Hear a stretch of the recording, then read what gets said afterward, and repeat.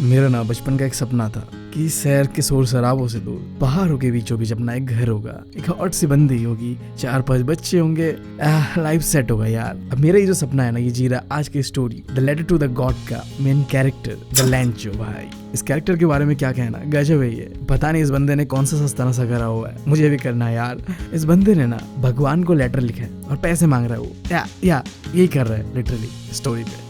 कैसे कैसे लोग रहते हैं यार यहाँ पर।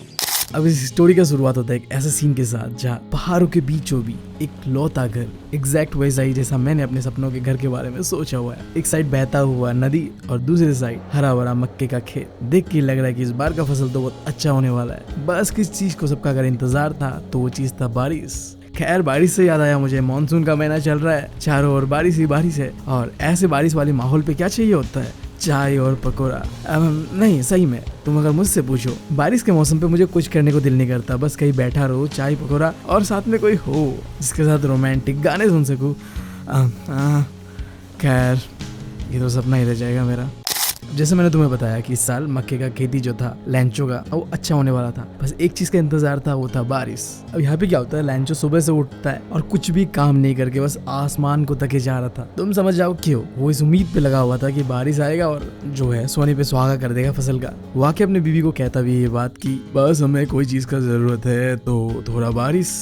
और ये सुन के उसकी बीवी भी आगे से कहती है हाँ भगवान चाहे तो जरूर होगा। नहीं सही बात है, भगवान चाहे तो क्या कुछ नहीं हो सकता है ना। खैर सीन शिफ्ट होता है जहाँ दिखाया जाता है कि अब लैंचो के बच्चों के बारे में थोड़ा बहुत, जहाँ जो घर के बड़े बच्चे थे वो खेत पे काम कर रहा है और जो घर के छोटे बच्चे थे वो घर के आसपास ही मस्ती कर रहा है। और इसी बीच लैंचो का पत्नी यानी उन बच्चों का मॉम उन्हें खाने को बुला लेती है। अब देखो ऐसा अक्सर होता है कि हम जो सोचते हैं ना वो हमारे साथ हो जाता है। अब लैंचो सोच ही रहा होता है खाते खाते कि बस थोड़ी देर में बारिश आ ही जाएगा शायद, और देखो सोचते सोचते बारिश आ ही गया और हमारे लैंचो भाई से रहा नहीं गया। वो खाने के प्लेट को छोड़ते हुए बाहर निकलता है और बारिश की बूंदों को अपने बदन पर फील करने लगता है। एक बड़ा सा क्लाउड माउंटेन की शेप का उसके ओर आ रहा होता है। बाहर में जो हवा चल रही थी ना वो मीठी थी, खुशबूदार थी, फ्रेश थी। ये सब देख के लैंचो अपने फैमिली से कहने लगता है कि देखो ये जो बारिश की बूंदे है ना, ये बस बारिश की बूंदे नहीं है, ये यार कॉइन्स है, यानी कि तुम कह लो सिक्के है, पैसे है। जो मोटे मोटे बारिश की बूंदे है ना वो 10 सेंट है और जो छोटे छोटे बारिश की बूंदे है ना वो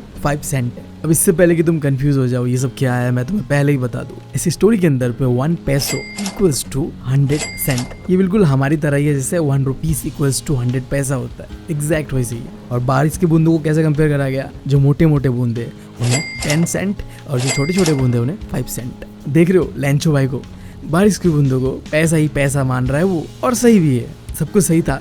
फसल अच्छा होने वाला था, बस बारिश का जरूरत था और वो आ चुका था।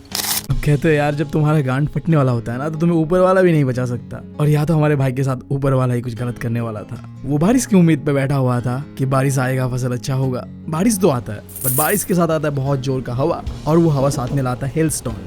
जिन्हें समझ नहीं आ रहा ये हेलस्टोन क्या है, तुम समझ लो क्रिस्टलाइज जो आसमान से गिर रहा था। इसको हिंदी में बोलो तो ओले गिर रहे थे ऊपर से, और ये हेलस्टोन इतना ज्यादा गिर रहा था कि पूरा फसल बर्बाद होने वाला था। और इस हेलस्टोन को हमारा भाई डिस्क्राइब कर रहा था सिल्वर कॉइन से। ये सिल्वर कॉइन्स जो आसमान से टपक रहे पूरे के पूरे फसल को बर्बाद करने वाला था। लैंचो अपने मन मन में ये सोच रहा था भाई साहब बहुत गलत हो रहा है, अगर ऐसा ही होता रहा तो पूरा फसल मेरा हो जाएगा बर्बाद। और वो उम्मीद कर रहा था कि शायद बहुत जल्दी ये हेलस्टोन जो भी गिर रहा है वो खत्म हो जाए, बंद हो जाए। पर जैसा हमारे लैंचो भाई ने सोचा था उसका बिल्कुल उल्टा होता है। ये हेलस्टोन बहुत देर तक रहता है और पूरे फसल को बर्बाद कर देता है। पूरा जो मक्के का खेत था वो सफेद हो चुका था, ऐसा लग रहा था कि किसी बंदे ने नमक डाल दिया हो। यहाँ पे नमक सिंबलाइज कर रहा है कि पूरा बर्बाद हो चुका है खेत। किसी भी कच्ची के अंदर पे एक पत्ता नहीं था, जितने भी मक्के थे वो बर्बाद हो चुका था। ये सब देख के हमारा भाई लैंचो खेत के बीचों बीच खड़ा होता है, दुख दर्द पीड़ा के साथ। और भाई का दुख दर्द हमसे ज्यादा और कौन समझ सकता है। जब हमारा एग्जाम पास आ रहा होता है ना, तब हम भी इतने ही दुख दर्द पीड़ा पे होते हैं जितना अब हमारा भाई है खेत के बर्बाद हो जाने की वजह से। अपनी बेटी को देख के वो कह रहा होता है कि अगर लोकस्ट ने अटैक किया होता ना हमारे खेत पे, फिर भी शायद इतना बर्बादी नहीं होता जितना इस हेलस्टोन ने किया है। अब जिन्हें समझ नहीं आ रहा ये लोकस्ट क्या है, ये कीड़ा होता है जो फसलों को बर्बाद कर देता है। तो भाई के कहने का मतलब ये है कि जो लोकस्ट यानी कि कीड़ों का जो अटैक होता है ना, वो भी इतना भयानक नहीं होता जितना इस बर्फ के ओलों का है, यानी कि तुम कह लो इस हेलस्टोन का है। इस हेलस्टोन ने कुछ भी नहीं रखा था उनके लिए। अब पूरे साल भर उनके पास कोई भी कॉर्न नहीं है खाने को, जितना भी मेहनत उन्होंने किया था सब बर्बाद हो चुका है। अब खाने को कुछ नहीं है, कैसे चलेगा पूरा साल, भूखा रहेंगे, सीधा बात है। उनको मदद करने के लिए अब कोई नहीं है। अब जब भी तुम्हारे साथ ऐसा सिचुएशन होता है कि तुम्हें लगता है कि अब क्या करना है, कुछ भी नहीं दिख रहा होता है सही गलत, बस तुम फंस चुके हो कहीं। तब तुम्हारे मन में आता है कि अब अगर कोई हमें बचा सकता है तो वो है भगवान। उसी तरीके से उन सब के बच्चे से लेके लैंचो उसकी बीवी के मन में भी यही सवाल चल रहा था, अगर कोई हमें बचा सकता है तो वो है हमारा भगवान। तो वही पे लैंचो का बीवी कहता भी है कि ज्यादा दुखी मत हो, भगवान किसी को भूखा नहीं रखते, वो अपना रास्ता ढूंढ ही लेते हैं, अपने बच्चों को यानी कि हम सबको कुछ ना कुछ कर ही देते हैं जिंदगी जीने के लिए। फसल के इतने बुरी तरीके से बर्बाद होने की वजह से लैंचो का रात का नींद और चैन दोनों उड़ चुका था। वो हमेशा इस ख्यालों में डूबा रहता था कि अब हमारा क्या होगा, अब अगर हमारा कोई मदद कर सकता है तो एक है भगवान, गॉड। अब देखो सीन क्या होने वाला है कि भाई हमारा लिखने वाला है गॉड को लेटर, क्योंकि इस चैप्टर का नाम ही है लेटर टू गॉड। इससे पहले तुम जान लो भाई के बारे में एक चीज, वैसे तो ना हमारा भाई बहुत ही मेहनती एकदम गाय की तरह है, दिन भर खेत पे काम करेगा, मतलब एक फार्मर नॉर्मल जो होता है, बिजी रहता है अपने खेत को लेके। बट वो पढ़ा लिखा था, वो लिख पढ़ सकता था। तो वो एक संडे के सुबह सुबह उठता है और डिसाइड करता है कि अब एक लेटर लिखना है गॉड को, और अपने हाथों से वो लेटर लिखता भी है। उस लेटर के अंदर पे क्या था तो देखो, पागलपंथी किया था, तुम भी सुन लो। भगवान जी, अगर आपने मुझे इस बार मदद नहीं किया तो मैं और मेरे बच्चे इस साल भूखे ही मरेंगे। मुझे ज्यादा नहीं, बस 100 पैसों का जरूरत है, जिससे मैं अपने फसल को दोबारा उगा पाऊँ जो भी बर्बाद हुआ इस साल, और अपने फैमिली को खाना पीना खिला पाऊँ, भूखा ना सुलाऊं। अब भाई हमारा लेटर कंप्लीट करता है और ऊपर में एड्रेस पे लिखता है टू गॉड, और एम्बलप के अंदर पे डालता है लेटर को, और जो अपना टाउन का पोस्ट ऑफिस है वहाँ लेके जाता है, स्टंप मारता है और लेटर को मेल बॉक्स पे डाल देता है। देख रहे हो भाई का कॉन्फिडेंस, सीधा एड्रेस पे लिखा है गॉड को, मतलब ये लेटर जाएगा भाई ऊपर गॉड के पास और पैसा आएगा उसके पास। मतलब इतना कॉन्फिडेंस ना अगर मेरे पास आ जाता ना तो आज मैं पक्का यूपीएससी क्लियर कर ही लेता। अब खैर अपने घाव पे नमक नहीं छिड़कता हूँ, मुद्दे पे आता हूँ, टॉपिक पे रहता हूँ। अब देखो लैंचो तो वो लेटर पोस्ट करके चला जाता है। अब उसके थोड़ी देर बाद उस पोस्ट ऑफिस के एक पोस्टमैन को वो लेटर मिलता है, और उस लेटर का एड्रेस देखने के बाद उस पोस्टमैन के दिमाग में बस एक ही बात चल रहा होता है, ये सब क्या देखना पड़ रहा है, अच्छा है मैं अंधा हूँ। नहीं सही में यार तुम मुझे बताओ, मतलब वो बंदे को मरना पड़ेगा तब जाके वो लेटर ऊपर लेके जाएगा गॉड जी के पास कि देखिए भैया अब किसी ने आपके नाम का लेटर लिखा है। अब एड्रेस, मतलब तुम क्या ही एड्रेस दोगे, मतलब भगवान कुमार, भगवान सिंह, भगवान शर्मा कुछ तो लिखो, मतलब डायरेक्ट भगवान, तो भगवान के लिए तो ऊपर ही जाना पड़ेगा, है ना। खैर जैसे मेरा फकडअप हुआ है माइंड, उसी तरीके से उस पोस्टमैन का भी माइंड फकडअप होता है, और वो लेटर लेके जाके अपने बॉस के पास जाता है, यानी कि पोस्ट मास्टर के पास जाता है। अब जो बात रहा पोस्ट मास्टर का, ये भी इंपॉर्टेंट कैरेक्टर है इस स्टोरी के अंदर पे। थोड़ा सा कैरेक्टर इंट्रोडक्शन मोटा है, ये थोड़ा फ्रेंडली है, काइंड हार्टेड है, जो कि स्टोरी पे तुम्हें देखने में मिलेगा। पहले तो लेटर को देख के कि एड्रेस, वाओ, मतलब हंसी नहीं छूट रही थी उसकी, मतलब क्या है यार, किसी को भी हंसी आएगा, तो दोनों ही मिलके हंसते हैं। एंड थोड़ी देर हंसने के बाद पोस्ट मास्टर रियलाइज करता है कि ये क्या है, मतलब क्या है ये, क्या वो अंदर ही अंदर से ये सोच रहा होता है कि इस बंदे को भगवान के ऊपर कितना भरोसा है, काश उसे भी इतना ही भरोसा होता भगवान के ऊपर। और साथ साथ में मैं भी यही सोचता हूँ, मतलब शायद मुझे भी होता है इतना भरोसा, बट हम दोनों को ही नहीं है। तो उसने सोचा कि इस भरोसे को बरकरार रखना चाहिए, जो लेटर लिखा है लैंचो ने उसका जवाब देना चाहिए, ताकि मतलब भरोसा ना टूट जाए कि क्या हुआ, भगवान को लेटर लिखा था, भगवान ने तो रिप्लाई नहीं दिया। तो वो खोलता है लेटर को, और जब वो खोल के देखता है ना तो वो थोड़ा दिक्कत पे पड़ जाता है, क्योंकि लेटर के अंदर पे उसे पता चलता है कि लैंचो को एक दिक्कत है जिसके लिए उसे पैसे की जरूरत है। अब पोस्ट मास्टर को समझ आता है कि बस कुछ चंद बातों से नहीं होने वाला, मुझे मदद करना पड़ेगा उसका, लिटरली पैसे से मदद। तो वो सीधा डिसाइड करता है कि चलो यार कंट्रीब्यूशन करते हैं, वैसे ही जैसे हम पार्टी पे जाने से पहले काउंटर करते हैं ना यार, अपना अपना हिस्सा निकालो, बिल्कुल ऐसे ही। तो वो सीधा अपने दोस्तों के पास जाता है, कहता है भाई दारू का काउंटर, आई मीन चंदे का काउंटर कर दो यार, अपना अपना हिस्सा निकालो। तो वो अपने दोस्तों से मांगता है, उस पोस्ट ऑफिस में काम करने वाले एम्प्लॉयज से मांगता है, और अपने भी थोड़ी मोटी सैलरी का जो पार्ट है वो कंट्रीब्यूट करता है। एंड जो भी पैसा इकट्ठा होता है वो एम्बलप पे डालता है, एंड देन वो लेटर पे सिग्नेचर करता है गॉड के नाम का, और लेटर पोस्ट कर देता है। अब फिर आता है अगला संडे, लैंचो वापस आता है पोस्ट ऑफिस पे, पूछता है आके कि मेरे नाम का कोई लेटर आया है भगवान की ओर से। तो जिस पोस्टमैन ने पहली बार लेटर लिया था वही उसे अपने हाथों से लैंचो को वो लेटर देता है, और लैंचो लेटर पाने के बाद बिल्कुल भी सरप्राइज नहीं होता, ऐसे जैसे उसे पता ही था, यकीन ही था कि ये लेटर आने ही वाला है भगवान की ओर से। मैं बता रहा हूँ इस बंदे का कॉन्फिडेंट मेरी सांस फूल रही है यार। मैम ठीक है, वो लेटर को खोलता है और पैसे को काउंट करता है, और रुको, इसके बाद उसका मूड चेंज होता है, उसे गुस्सा आता है। उस लेटर के अंदर पे जो उसने 100 पैसोस मांगा था वहां में पूरे के पूरे 100 पैसोस नहीं था। अब उसके दिमाग में ये सवाल चल रहा था कि पैसे कम कैसे है, ऐसा तो नहीं हो सकता कि भगवान ने कम दिए हो, भगवान से गलती हो ही नहीं सकता। और ये चीज भी नहीं हो सकता कि भगवान बार्गेन करने लगेगा मुझसे कि नहीं भैया 100 की जगह थोड़ा कम ले लो, ऐसा भी नहीं हो सकता। तो वो तुरंत जाता है उस पोस्ट ऑफिस के विंडो पे और जाके पेन पेपर मांगता है। एक पब्लिक टेबल था पास पे, वहीं पे बैठता है और दोबारा वो लेटर लिखता है बहुत ही गुस्सा वाला फेस के साथ। पता नहीं क्या लिखा हुआ उसने, थोड़ी देर में पता चलेगा। एंड देन वो उस लेटर को मेल बॉक्स पे डाल देके चला जाता है। अब जैसे ही लैंचो जाता है वो लेटर पोस्ट मास्टर के पास लाया जाता है। पोस्ट मास्टर का भी एक्साइटेड था कि देखना है उसे कि क्या है इस लेटर पे, जो उसने मदद किया है पहली बार किसी का इतनी अच्छी तरीके से। ढेर सारा थैंक यू तो एटलीस्ट होगा ही होगा है ना। हाँ थैंक यू ही होना चाहिए, मतलब आदमी गुस्से वाला शक्ल में क्या ही लिखेगा, थैंक यू लिखेगा आई गेस। देखते हैं क्या लिखा था। हाँ तो वो खोलता है लेटर और देखता है कि लैंचो भाई हमारा लिखता है कि गॉड, मैंने जो आपसे पैसा मांगा था ना उसमें से बस मुझे मिला है 70 पेसोस, और बाकी का जो पैसों है ना वो आप मुझे भेज दीजिए, मुझे उसका बहुत जरूरी है। बट बाकी पैसों को मेल के द्वारा इस पोस्ट ऑफिस से मत भेजिएगा, किसी और तरीके से भेजिएगा, क्योंकि ये जो लोग काम करते हैं ना पोस्ट ऑफिस पे, जो एम्प्लॉयज है, ये एक नंबर के चोर है। खत्म कहानी भाई। तो आज का स्टोरी है Nelson Mandela the long walk to freedom. ये एक ऑटोबायोग्राफी है नेल्सन मंडेला का। अब अगर तुम्हें कुछ ऐसा लग रहा है कि ये कहीं बिहार के कोई गांव से तो नहीं है जिसका असली नाम नरेश कुमार मोतो है, तो ऐसा कुछ नहीं है। नेल्सन मंडेला साउथ अफ्रीका का है, एक ऐसा कंट्री जहां में 300 सालों तक व्हाइट लोगों ने राज किया, और उन्होंने एक ऐसा सिस्टम बनाया जिसे कहते हैं अपार्थाइड सिस्टम, जहाँ पे रंग के बेस पे भेदभाव किया जाता था लोगों के साथ। स्पेशली काले लोग जो थे उन्हें कुत्तों की तरह ट्रीट करा जाता था अपने ही कंट्री पे, और इसी सिस्टम से लड़ रहे थे साउथ अफ्रीका के अंदर पे नेल्सन मंडेला और उनका political party African national Congress, और इसी वजह से उन्हें 27 इयर्स जेल में बिताना पड़ा। बट एट द एंड 1994 को वो इस सिस्टम को खत्म करते हैं और अपने कंट्री को आजाद करते हैं और बनते हैं अपने कंट्री का पहला प्रेसिडेंट और अपने ही कंट्री का father of the nation, like हमारे महात्मा गांधी। तो आज का जो स्टोरी है ना इस खास डेट के ऊपर बेस्ड है, 10 मई 1994। इस डेट को हो सके तो इस चैप्टर के अंदर पे याद रख लेना, क्योंकि सबसे इंपॉर्टेंट चीज है, बहुत ही खास है। अब क्यों खास है? क्योंकि 300 सालों का जो ये गुलामी था ना, इससे साउथ अफ्रीका को आजादी मिलने वाला था आज, यानी कि 10 मई 1994 को। स्टोरी में डिटेल में पहले हम जानेंगे इनॉग्रेशन सेरेमनी के बारे में, जो कि इस डेट को होता है। अब ये inauguration ceremony union building Pretoria के अंदर पे होने वाला था। अब ये ऐसा ही जैसे हमारे कंट्री के अंदर पे रेड फोर्ट है। अब यहाँ पे एक समय में पहले सफेद लोगों का राज हुआ करता था, बट आज रंग बिरंगे काले गोरे नीले हर तरह के लोग आए हुए थे। इंटरनेशनल लीडर्स डिफरेंट कंट्रीज के अटेंड कर रहे थे इस इनॉग्रेशन सेरेमनी को, क्योंकि मैंने बताया तुम्हें कि आज बहुत ही खास दिन था। पहली बार साउथ अफ्रीकन सॉइल पे एक democratic non racial government form होने वाला था। समय आता है स्वेरिंग सेरेमनी का, यानी कि शपथ ग्रहण समारोह। कसमें उसमें खाने हैं भाई साहब, देश बन रहा है तो देश का प्रेसिडेंट भी बनेगा, वाइस प्रेसिडेंट भी बनेगा, सब बनेगा। कैसा बनता है वो देखना है। नेल्सन मंडेला अपनी बेटी जिनानी के साथ आई हुई थी स्वेरिंग सेरेमनी को अटेंड करने के लिए और अपने आप को पहला प्रेसिडेंट घोषित करने के लिए। बट उन्हें लाइन वगैरह करा दिया यार। सबसे पहले बुलाया गया मिस्टर डी क्लर्क, जो कि कसमें उसमें खाते as a second deputy president. फिर बुलाया गया ताबो बेकी को, वो भी कसमें उसमें खाते अपने देश के नाम पे और बनते फर्स्ट डेप्यूटी प्रेसिडेंट। एंड आखिर में बुलाया जाता है हमारे नेल्सन मंडेला जी को कसमें उसमें खाने के लिए और बनने के लिए साउथ अफ्रीका का फर्स्ट प्रेसिडेंट। आते वो और मन ही मन सोच रहे होते हैं, यार 80 साल के बुड्ढे को इतना इंतजार करा दिया, अब घुटनों में दर्द हो रहा है, थोड़ा उम्र का इलाज कर लेते हैं।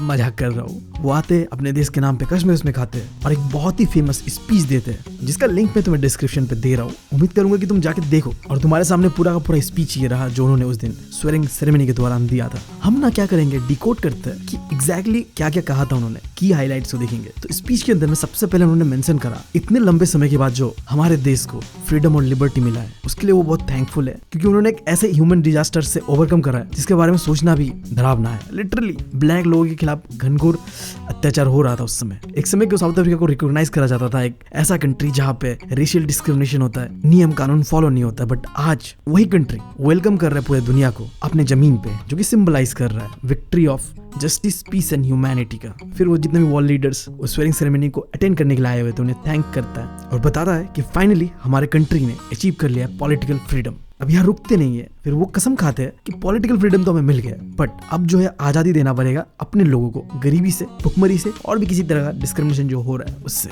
और स्पीच खत्म करते हैं इस बात से, गॉड ब्लेस अफ्रीका। था ना मजेदार स्पीच भाई साहब। मैं उम्मीद करूंगा तुम जाके डिस्क्रिप्शन पे उस लिंक को चेकआउट करोगे और वीडियो को देखोगे।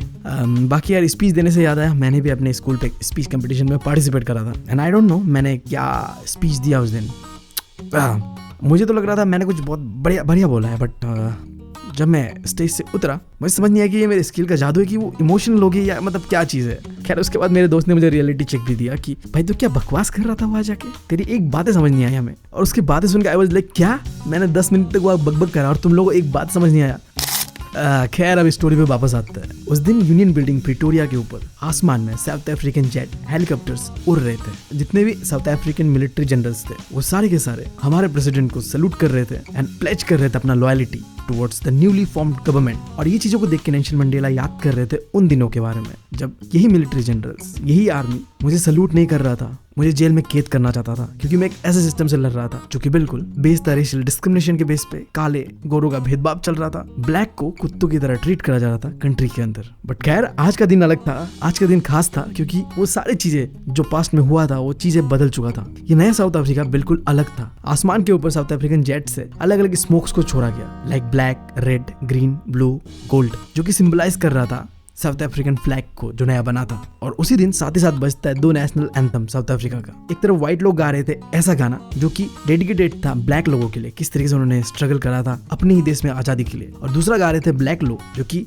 हुआ करता था एक समय में व्हाइट लोगों का नेशनल एंथम, जो कि अगेन सिंबलाइज कर रहा था कि देखो हमारे कंट्री में किस लेवल का इक्वालिटी आ चुका है। काला गोरा का जो भेदभाव है ना, हमने उसे पूरी तरीके से मिटा दिया है। पता नहीं हमारी इंडिया में ये चीज कब हो पाएगा। खैर अब नेल्सन मंडेला जी याद कर रहे थे कि आज का दिन क्यों इतना खास है, और तुम भी जान लो ये चीज। ये जो दिन है आज, ये बहुत ही हिस्टोरिकली सिग्निफिकेंट है, क्योंकि जो 20th सेंचुरी था ना, उसका शुरुआती दौर ऐसा था जब नेल्सन मंडेला जी पैदा भी नहीं हुए थे। व्हाइट लोग इकट्ठा होते, यूनाइट होते और एस्टैब्लिश करते एक ऐसा सिस्टम जिसका नाम मैंने बताया तुम्हें, अपार्थाइड सिस्टम, जो कि प्योरली बेस्ड था रेशियल डिस्क्रिमिनेशन करने का, रंग के भेदभाव पे। मतलब काले लोगों को तो देश के अंदर पे जानवरों की तरह ट्रीट करना, यही मकसद था सफेद लोगों का, और उन्होंने वो चीज करा भी। और इसी 20th सेंचुरी का जो फाइनल डिकेड है ना, जहां मैं आज मैं 80 साल का हो चुका हूँ, नेल्सन मंडेला अपने आप को कहते हैं, इस अपार्थाइड सिस्टम को पूरी तरीके से हटा दिया गया है और कंट्री ने एस्टैब्लिश करा है फ्रीडम सबके लिए। रंग के भेद पे कोई भेदभाव अब होता नहीं है हमारे कंट्री के अंदर में। इसी के साथ साथ नेल्सन मंडेला याद कर रहे थे उन लोगों का सेक्रीफाइस, जिसके वजह से आज का ये दिन आ पाया। वो कह रहे थे कि आज मैं जो भी कुछ हूँ, आज जो भी कुछ हुआ है हमारे साथ, कि इसलिए हो पाया है क्योंकि उन लोगों ने अपना बलिदान दिया है। और उन्हें बहुत दुख था इस चीज का कि वो शुक्रिया भी नहीं कर पाए उन लोगों को, और ना ही वो देख पाए वो दिन जो आज हम सब एक्सपीरियंस कर रहे हैं। बट देखो उनके सेक्रीफाइसेस के कारण ही आज साउथ अफ्रीका आजाद हो पाया। हमने हमारे इंडिया में भी देखा है फ्रीडम फाइटर्स किस तरीके से लड़े थे अपने देश को आजाद करने के लिए। बट ऊपर बैठ के वो जरूर रिग्रेट करते हो कि क्या यार हमारे फ्यूचर जनरेशन ऐसे निकलेंगे, हमने नहीं सोचा था, निकम्मे तो है ही हम। खैर कोई बात नहीं। फिर नेल्सन मंडेला ये भी सोच रहे थे कि जो भी बहादुर लोग, जो भी फ्रीडम फाइटर्स इस जमीन में जन्म लिए ना, वो इसलिए जन्म ले पाए क्योंकि उन्होंने देखा है ऑपरेशन ब्रुटैलिटी जो कि हमने झेला है अपने लोगों के खिलाफ, और उसी से लड़ने के लिए वो खड़े हुए थे। और आज शायद ही ऐसे लोग हमें मिले जिनके अंदर में करेज, विजडम और जेनरोसिटी हो जैसा उस समय के लोगों के अंदर में था। फिर वो कहते हैं सबसे इंटरेस्टिंग वाला पार्ट कि उनके कंट्री पे मिनरल्स एंड जेम्स भरे पड़े हुए जमीन के नीचे, बट उनके देश का असली वेल्थ उनके लोग है। हीरे से भी ज्यादा कीमती है उनके लोग। क्या मतलब डीप वाला बात कर दिया भाई ने। नहीं सही में एक कंट्री बनता है अपने लोगों से, और ये चीज हमारे गांधी जी ने भी बहुत अच्छी तरीके से हमें शो करा था कि हम लोग कितना इंपॉर्टेंट है। हम चाहे तो देश को बदल सकते हैं, हम चाहे तो देश को बर्बाद भी कर सकते हैं। हमारे हाथ पे है, यंग जनरेशन के हाथ में है सब कुछ। हम ही है देश के रियल वेल्थ। खैर अब मुद्दे पे आता है। यहाँ पे नेल्सन मंडेला ना कुछ लेसन सीखे थे उन्हीं फ्रीडम फाइटर्स से, जैसे कि करेज का मतलब क्या होता है, लव एंड ह्यूमैनिटी का क्या मतलब होता है, एक इंसान का क्या ड्यूटीज होता है, फ्रीडम का क्या मतलब होता है, और आखिर में ऑप्रेस्ड और ऑप्रेसर का क्या मतलब होता है। वन बाय वन देखते हैं। सबसे पहले करेज का क्या मतलब है। करेज का मतलब ये नहीं है कि तुम घबराते नहीं हो, करेज का मतलब तो ये है कि तुम उस डर से कैसे लड़ते हो। अकॉर्डिंग टू नेल्सन मंडेला, बहादुर इंसान वो नहीं है जो घबराता ही नहीं है, बट वो है जो अपने डर से कैसे जीतता है उसे पता है। फिर दूसरा चीज लव एंड ह्यूमैनिटी का बात करते हैं, तो नेल्सन मंडेला के हिसाब से एक इंसान के अंदर ना नेचुरली प्यार होता है हेट्रेड से ज्यादा, और ये चीज उन्होंने एक्सपीरियंस करा था जब वो जेल में थे। वो व्हाइट गार्ड्स उन्हें कुत्तों की तरह जेल के अंदर में मारते थे, जितना हो सकता था उनसे उतना मारते थे, बट कुछ सेकंड के लिए सही उन्हें दया आता था उनके ऊपर। और यही चीज शो करता है जो उन्होंने बहुत ही इंपॉर्टेंट कोट भी करा था कि इंसान के अंदर में जो अच्छाई है ना, वो एक फ्लेम की तरह है। वो छुप तो सकता है बट वो कभी खत्म नहीं हो सकता है। A man goodness is a flame that can be hidden but never extinguished। भाई साहब घनी डीप बात कर दी। तीसरा चीज ड्यूटी ऑफ ए मैन।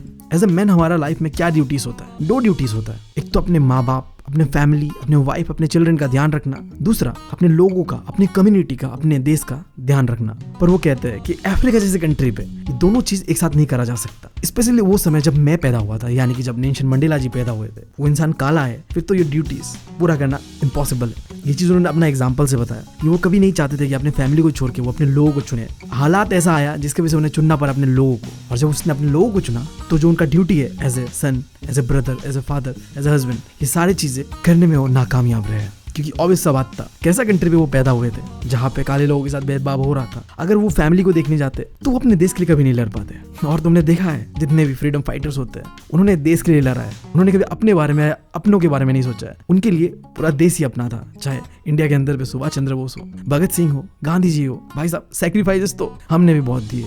खैर अब बात करते हैं फ्रीडम का। वो कहते हैं कि देखो उन्हें शुरुआत से ही फ्रीडम का कोई भूख नहीं था, वो जब पैदा हुए थे वो आजाद थे, उन्हें जो करना था वो करते थे, उन्हें अपने खेत पे दौड़ना था पागलों की तरह वो दौड़ते थे, उन्हें झील में नदियों में अपने गांव के नहाना था वो नहाते थे, अपने डैडी का और अपने ट्राइबल ट्रेडिशंस का जो भी कस्टम्स उसे फॉलो करना था वो करते थे, वो आजाद थे। बट जैसे जैसे वो बड़े होते एज ए स्टूडेंट उन्हें समझ में आया कि आजादी क्या होगा कि मैं जो चाहे वो कर सकता हूँ, जो चाहे मैं वो पढ़ सकता हूँ, ये मेरे लिए आजादी है। बट फिर जब वो जवान होते हैं तब उन्हें समझ में आता है कि मेरे लिए आजादी का मतलब ये होगा कि मुझे आजादी मिले, फ्रीडम ऑफ लाइवलीहुड, मेरे पास कुछ पैसे हो जिससे मैं अपने फैमिली और अपने लिए जो चाहे वो कर सकूं। बट धीरे धीरे उन्हें रियलाइजेशन होने लगा ये सारी चीजें ना जो मैं अब तक सोचते आ रहा कि ये आज़ादी है, ये तो आज़ादी है ही नहीं। उन्होंने देखा कि सिर्फ उनके साथ ही नहीं, उनके भाइयों के साथ, उनके बहनों के साथ घनघोर डिस्क्रिमिनेशन हो रहा था। कोई भी अपने ही देश के अंदर में आज़ाद नहीं था। अगर तुम ब्लैक हो तो तुम्हारे पास कोई राइट्स ही नहीं था। वो तो एक अटॉर्नी जनरल बन गए थे, यानी कि तुम कह लो लॉयर बन गए थे, बट वो चीज़ से खुश नहीं थे क्योंकि उनके भाई बहन आज़ाद नहीं थे, तो उनके साथ जो भी थोड़ा बहुत अच्छी तरीके से बर्ताव करा जा रहा था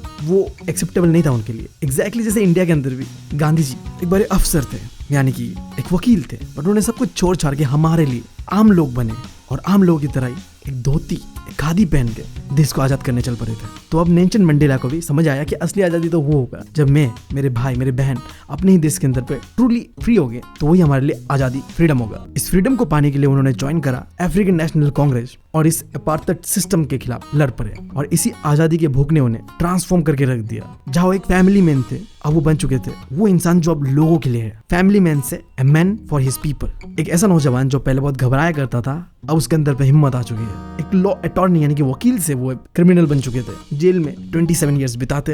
एक ऐसा इंसान जिसे जिंदगी जीना पसंद था उससे एक मॉन्क वाला लाइफ जी रहे थे वो, और इनके इन सैक्रिफाइसेस, बलिदान के कारण आज साउथ अफ्रीका आजाद हो पाता है। इसीलिए ये डेट मैंने जो बताया वो इतना खास था। तो हो सके तो ये 10 मार्च 1994 को याद रखना तुम भी। खैर आखिरी चीज इस चैप्टर का ऑप्रेस्ड और ऑप्रेसर क्या है। तो according to Nelson Mandela oppressor हो या ऑप्रेस्ड दोनों ही आजाद नहीं है। अब ऑप्रेस्ड वो इंसान है जिसके साथ बहुत गलत हो रहा है, अन्याय करा जा रहा है, जिसके साथ उसे दबाया जा रहा है। तो नेल्सन मंडेला कहते हैं कि जो ऑप्रेस्ड हो रहा है ना उसके साथ तो गलत हो ही रहा है, बट जो ऑप्रेस कर रहा है ना वो भी एक पिंजरे में कैद है हेट रेट का। अब उन्होंने 2 कारण भी बताया कि क्यों एक ऑप्रेसर पिंजरे में कैद है हेट रेट का। पहला चीज तो किसी को भी बिना बात के डिसलाइक कर रहा है, हेट कर रहा है, नफरत कर रहा है, और दूसरा चीज उसका सोच भी बहुत ही नैरो है, कहते हैं ना छोटी सोच है। तो दोनों ही ऑप्रेसर और ऑप्रेस्ड कोसों दूर है इंसानियत से। तो हमें आजाद करना होगा, लिबरेट करना होगा दोनों को ही, ऑप्रेस्ड और ऑप्रेसर। और उन्होंने ये चीज करके भी दिखाया क्योंकि उन्होंने एक ऐसा कंट्री बनाया जहां में दोनों ही आजाद थे, व्हाइट ब्लैक। ऐसा नहीं था कि ब्लैक ने देश पे कब्जा कर लिया व्हाइट के साथ गलत हो रहा है, नहीं, उन्होंने ऑप्रेसर को भी आजाद करा, उन्होंने ऑप्रेस्ड को भी आजाद करा। क्या सही स्टोरी था यार।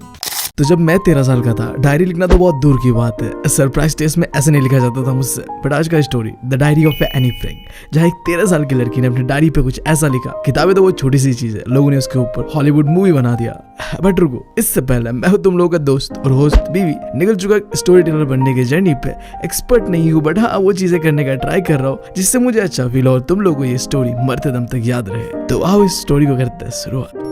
तो हमारी इस कहानी का शुरुआत होता है 13 साल की एनी फ्रैंक से, जिसका जन्म हुआ था जर्मनी के अंदर पे 1929 को। बट दिक्कत ये ना कि हमारी एनी फ्रैंक थी एक जूश गर्ल एंड हिटलर को ये जूश लोग बिल्कुल पसंद नहीं था। तो वर्ल्ड वॉर 2 के दौरान हिटलर और उसका जो नाजी पार्टी था उसने जर्मनी के अंदर में जितने भी जूश लोग थे ना उनके ऊपर भयंकर लेवल वाला अत्याचार, टॉर्चर किया। अब इन सबसे भागने के लिए जुलाई 1942 को एनी, उसकी फैमिली और 4 दोस्त जर्मनी से भाग के आते हैं नेदरलैंड का कैपिटल सिटी एम्स्टरडैम पे, जहाँ पे एनी का डैडी ऑटो फ्रैंक का ऑफिस था। तो एनी के डैडी के ऑफिस के अंदर पे वो 2 साल बिताते हैं छुप के ऐसे ही नाजी पार्टी से। बट जब हिटलर और उसके नाजी पार्टी ने नेदरलैंड को भी अपने कब्जे पे ले लिया था तो एनी फ्रैंक और उसके सारे फैमिली और दोस्तों को भी पकड़ लिया गया जहाँ से वो छुपे हुए थे और डाल दिया गया कंसंट्रेशन कैंप पे। और तुम्हें पता है कि कंसंट्रेशन कैंप पे लोगों के साथ क्या होता था, अलग लेवल वाला टॉर्चर। और ये टॉर्चर हमारी एनी सह नहीं पाई और उसी कंसंट्रेशन कैंप में उसके सिस्टर और उसने आखिरी सांसें ली। पूरे फैमिली के अंदर में बस एनी का डैड ऑटो फ्रैंक आखिरी सर्वाइवर था जो इतने सारी चीजों को झेलने के बाद भी बचा हुआ था। तो वर्ल्ड वॉर 2 के खत्म होने के बाद दोबारा उस जगह पे आता है, यानी कि एम्स्टरडैम के उस ऑफिस पे आता है जहाँ पे उसके फैमिली के साथ वो छुपा हुआ था, और आके मिलता है उसे एनी का डायरी, जिसे पढ़ने के बाद वो फाइनली डिसाइड करता है कि काफी यूनिक चीज है ये, इसे मैं पब्लिश करूंगा in the name of diary of a young girl. तो सीन कुछ ऐसा था, एनी के 13th बर्थडे पे उसके डैड ने एक डायरी गिफ्ट किया और ये वही डायरी था जिसके अंदर पे एनी ने 12 जुलाई 1942 यानी कि जो उसका 13th बर्थडे था ना, उससे लेके जो आखिरी सांस उसने लिया उस कंसंट्रेशन कैंप के अंदर पे, वो सारी चीजों को रिकॉर्ड करके उस डायरी के अंदर पे रखा था। यानी कि जो डायरी का आखिरी एंट्री था वो था 1 अगस्त 1944 तक का। जो भी चीजें इस दौरान एनी ने इस डायरी के अंदर में लिखा वही है the diary of a young girl का कहानी। सही में बताऊं ना तो हमारा स्टोरी का शुरुआत अभी होता। 13th बर्थडे पे एनी फ्रैंक के डैड ने उसे एक डायरी गिफ्ट किया, राइट। अब एक 13 साल की लड़की को जब एक डायरी मिलता है वो सोच विचारों में खो जाता है कि अब करना क्या है इसका। पहला बात तो ये चल रहा होता है दिमाग में, आज तक मैंने कभी लिखा नहीं डायरी, अब क्या लिखूं इसके अंदर पे। एंड दूसरा बात ये चल रहा होता है कि कौन ही इंटरेस्टेड होगा एक 13 साल की उम्र की लड़की का क्या सोचे नहीं है उसे जानने पे। बट थोड़ा देर सोचते समझते उसे ये समझ आता है कि कोई सुने या ना सुने, कोई इंटरेस्टेड हो या ना हो, मुझे तो लिखना है भाई। क्यों? क्योंकि दिल को हल्का करना है ना यार। तो डायरी बहुत अच्छा चीज होता है, उसीलिए तो जाना जाता है डायरी। जब कोई ना सुन रहा हो तुम्हारा तो बस बातों को लिख दो, दिल हल्का हो जाता है, राइट। तो अब हमारी एनी भी यही करने वाली थी। और अब देखो इस चैप्टर के अंदर का सबसे इम्पोर्टेंट और महंगा स्टेटमेंट हमारी एनी कहती है। जब भी वो डिप्रेस दुखी रहती है ना, तब ये सोचती है वो कि paper has more patience than people. देख लो कितना गहरा बात कहा कि कागज के पन्नों के पास ज्यादा पेशेंस, धैर्य है लोगों से। अब ऐसा उसने किस लिए कहा? पहला चीज तो ये था कि उसका कोई दोस्त नहीं था, ठीक है, जिससे वो अपने दिल की बातों को शेयर कर सके। मतलब उस टाइप का नहीं था जिससे वो शेयर करना चाहती थी। हाँ, तो उसने सोचा कि हाँ डायरी बेटर रहेगा, एटलीस्ट वो मेरे बातों को सुनेगा, समझने का कोशिश करेगा। मतलब कोशिश तो क्या ही करेगा, कागज है, बट हाँ एटलीस्ट जो भी उसे कहना है वो कह सकेगा, रोक टोक नहीं होगा, ठीक है। और जब उसे एक सच्चा दोस्त मिल जाएगा जो सही में उसे समझेगा, सुनेगा, बिल्कुल उसके डायरी की तरह ही, तब वो उस डायरी को उस सच्चे दोस्त के साथ शेयर करेगा, उसे पढ़ने देगा जो भी चीजें उसने उस डायरी पर लिखा हुआ था। और इसके बाद वो कहती है एक चीज जो कि मैं बहुत ज्यादा रिलेट करता हूँ कि कोई भी ये चीज मानेगा नहीं कि एक 13 साल की उम्र की लड़की कंप्लीटली इस दुनिया में अकेली है। देखो जिस मैं मानता हूँ तुम तो 13 की थी यार, मैं तो 24 का हूँ and still feel like I am alone in this world buddy. तो you are not like feel same, I am also can relate that. खैर स्टोरी पे आगे बढ़ते हैं। तो वो कहती है कि देखो मेरे पास प्यारे पेरेंट्स हैं जो मुझसे प्यार करते हैं, मेरी एक 16 ईयर्स ओल्ड सिस्टर है एंड 30 ऐसे लोग हैं जिससे मैं फ्रेंड कह सकता हूँ, बट इनमें से ऐसा कोई भी नहीं है जिससे मैं अपने दिल की बातों को बयां कर पाऊँ, एक्सप्रेस कर पाऊँ। इसलिए उसने डायरी को लिखना शुरू किया। मैं बता रहा हूँ सही में, मैंने इस बंदी का इस लाइन से ना बहुत ज्यादा रिलेट किया, ठीक है। देखो तुम्हें पता नहीं होगा बट मेरा यूट्यूब चैनल खोलने का भी एक बहुत ही इंपॉर्टेंट रीजन यही था कि आई फील लोनली ब्रो। कोई नहीं था जो जिससे मैं बातें कर सकूं, तो मैंने खोल दिया ये चैनल और जो भी दिल में आता है, फीलिंग होता है, वो मैं तुम लोगों के साथ शेयर करता हूँ। आई डोंट नो तुम्हें क्या लगता होगा कि this guy must be weird and all and all, but ऐसा नहीं है कुछ bro. It's just my loneliness कि इंट्रोवर्ट हो और चीजों को किसी से शेयर नहीं कर पाता हो, तो you are my friend, that's it. तो जैसे मैंने तुम लोगों को मेरा दोस्त मान लिया है, उसी तरीके से हमारी एनी ने भी इस डायरी को अपना दोस्त मान लिया है और एक नाम भी दे दिया था। क्या? किटी। ऐसा नाम तो कोई बिल्लियों का देता है ना, बट देखिए डायरी का नाम किटी। ओके, मैंने मान लिया, तुमने मान लिया। अब देखो डायरी को दोस्त बना लिया, नाम भी दे दिया किटी। अब इसके अंदर पर लिखना क्या है? तो सबसे बेस्ट जो चीज उसने सोचा कि आगे जाके जो भी मेरा दोस्त होगा उसे पढ़ेगा, समझेगा, और जरूरी ये है कि वो दोस्त उसके बारे में जाने। तो पहला चीज हमारा एनी ये करता है कि अपने बारे में एक ब्रीफ स्केच, यानी कि वो कैसा है, उसके फैमिली में कौन कौन है, वो एक ब्रीफ आइडिया उस डायरी के अंदर पे लिखता है। तो देखते हो क्या ब्रीफ स्केच उसने उस डायरी के अंदर पे अपने लाइफ के बारे में लिखा था। देखो यार मेरे साथ ना एक दिक्कत है, तुम्हें पता है कि I am from north east, right. तो मैं ना यार कभी कभी लड़का और लड़कियों में भेदभाव करता ही नहीं यार। लाइक लड़की को था कर देता हूँ एंड लड़कों को थी कर देता हूँ, तो वो तुम समझ जाना। बात लड़की का ही हो रहा है। एनी फ्रैंक लड़की है तो थी होना चाहिए, बट आ जाता है कभी कभी गलती, ठीक है, तो उसे इग्नोर करना।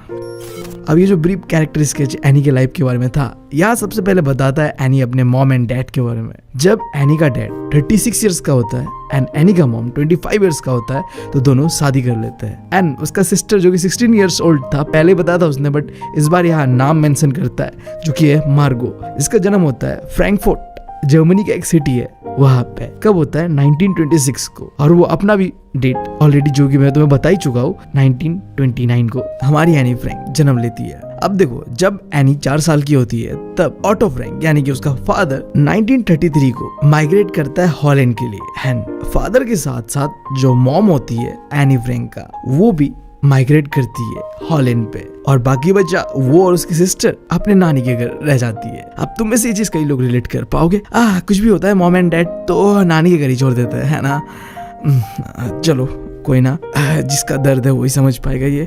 बट हाँ, आगे बढ़ते हैं। बट देखो लेटर दिसंबर में क्या होता है, मार्गो हॉलैंड आ जाती है। एंड फिर हमारी एनी भी फरवरी में, जब मार्गो का बर्थडे था, एज ए प्रेजेंट अपनी बड़ी बहन के लिए एनी को भी हॉलैंड में लेके आया जाता है। एंड हॉलैंड में आने के बाद एक मॉन्टेसरी नर्सरी स्कूल होता है जहाँ उसे क्लास 1 पे डाल दिया जाता है जब वो 6 साल की थी। और जब वो पहुंचती है क्लास 6 पे तो उनका एक टीचर होता है कुपरस, जो कि उस स्कूल का हेड मिस्ट्रेस होती है। उनके साथ उनका बहुत ही अच्छा कनेक्शन था। बट साल के आखिरी में बहुत ही एक हार्ट टचिंग फेयरवेल होता है, जिसके बाद उनका टीचर और उनका जो भी था इंटरेक्शन स्कूल से खत्म होने वाला था। एंड फिर 1941 को एनी की ग्रैंड मॉम को थोड़ा हेल्थ इशू होता है, वो बीमार पड़ती है, जिसकी वजह से उनका एक ऑपरेशन करवाना होता है। और वो ऑपरेशन बिल्कुल एनी का जो बर्थडे होता है उस समय हो रहा होता है। तो ऑपरेशन के कारण एनी का बर्थडे उतना धूमधाम से सेलिब्रेट नहीं होता है, नॉर्मली कर दिया जाता है। बट इतने सारे सैक्रिफाइसेस के बाद भी एनी की दादी बच नहीं पाती है। जनवरी 1942 को एनी की दादी डेथ कर जाती है, जो कि एनी के लिए बहुत ही बड़ा एक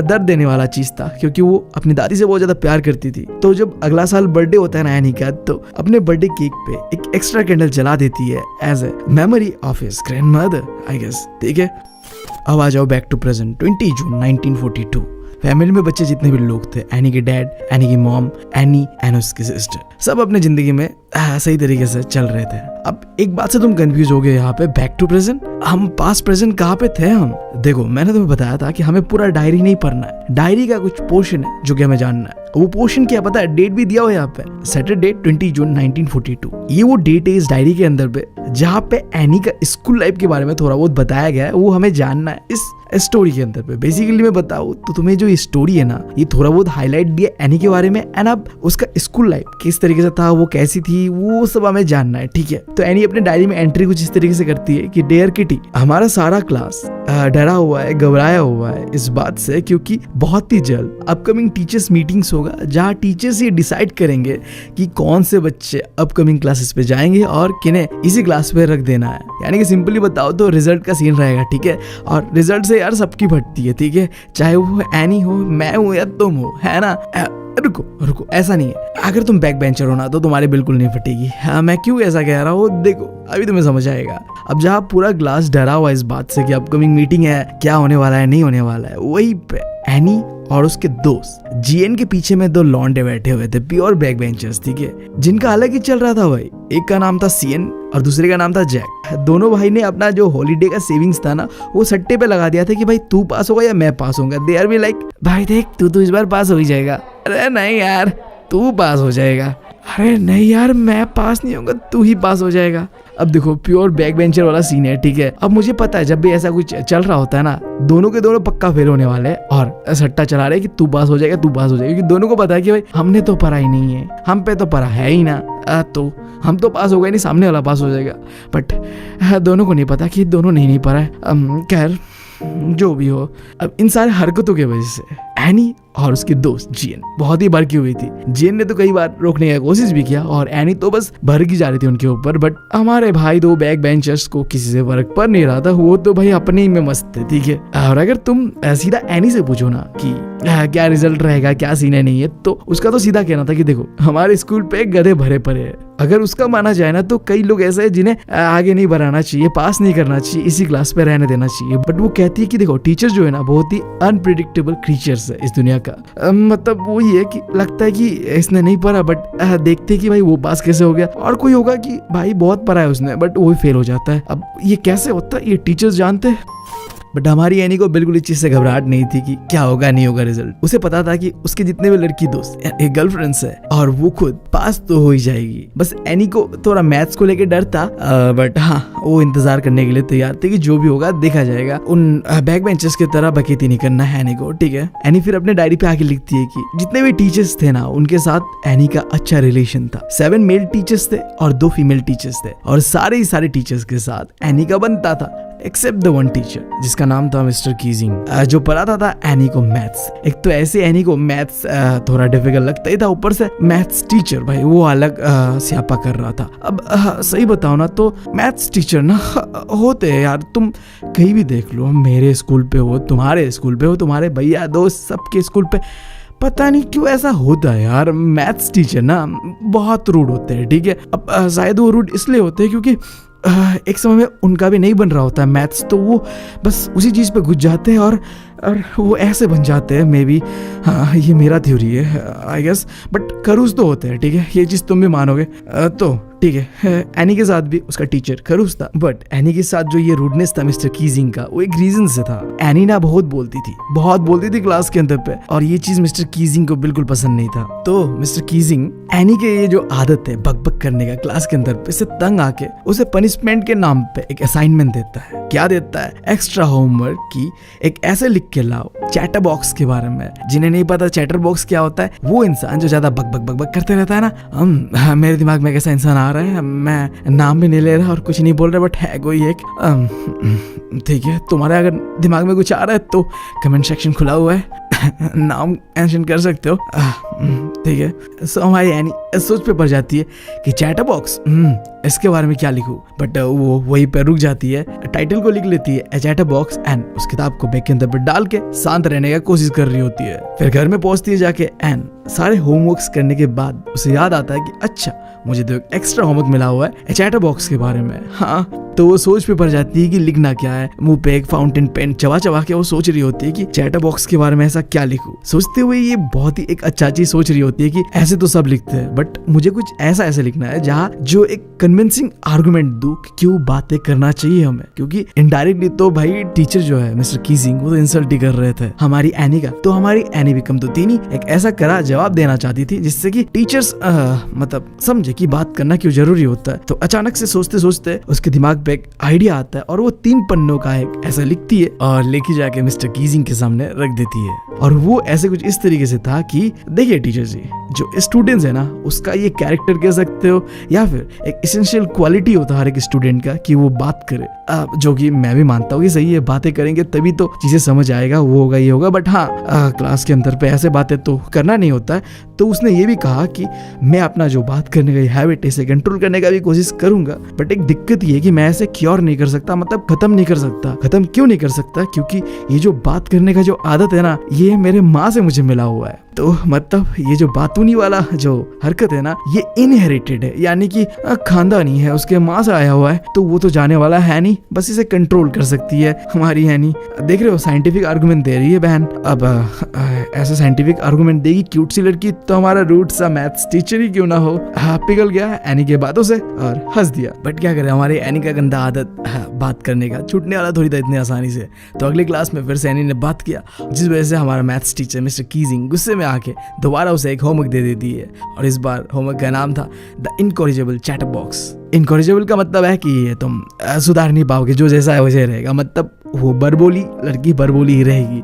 इसके ऊपर एक ऐसे लिख के लेके आओ। अब तुम्हें पता है एनी है भाई, अब उसके पास तो होता ही हर चीज का जवाब, तो उसने इसके ऊपर भी एक मस्त ऐसा लिख के दे दिया, जिसके बदले के लिए मिस्टर कीजिंग ने दोबारा कुछ नहीं कहा। और उसके बाद ऐसे ही और 2 क्लासेस चलता है जहाँ पे एनी बात कर रही थी, बट मिस्टर कीजिंग ने कुछ नहीं कहा। बट जब लगातार तीसरे क्लास में एनी फिर से बात कर रही थी, तो मिस्टर कीजिंग का धैर्य खत्म हो चुका था और गुस्से में आकर उन्होंने दोबारा एनी को एक ऐसे लिखने को कहा। और इस बार ऐसे का टाइटल था quack quack quack said mistress chatter box.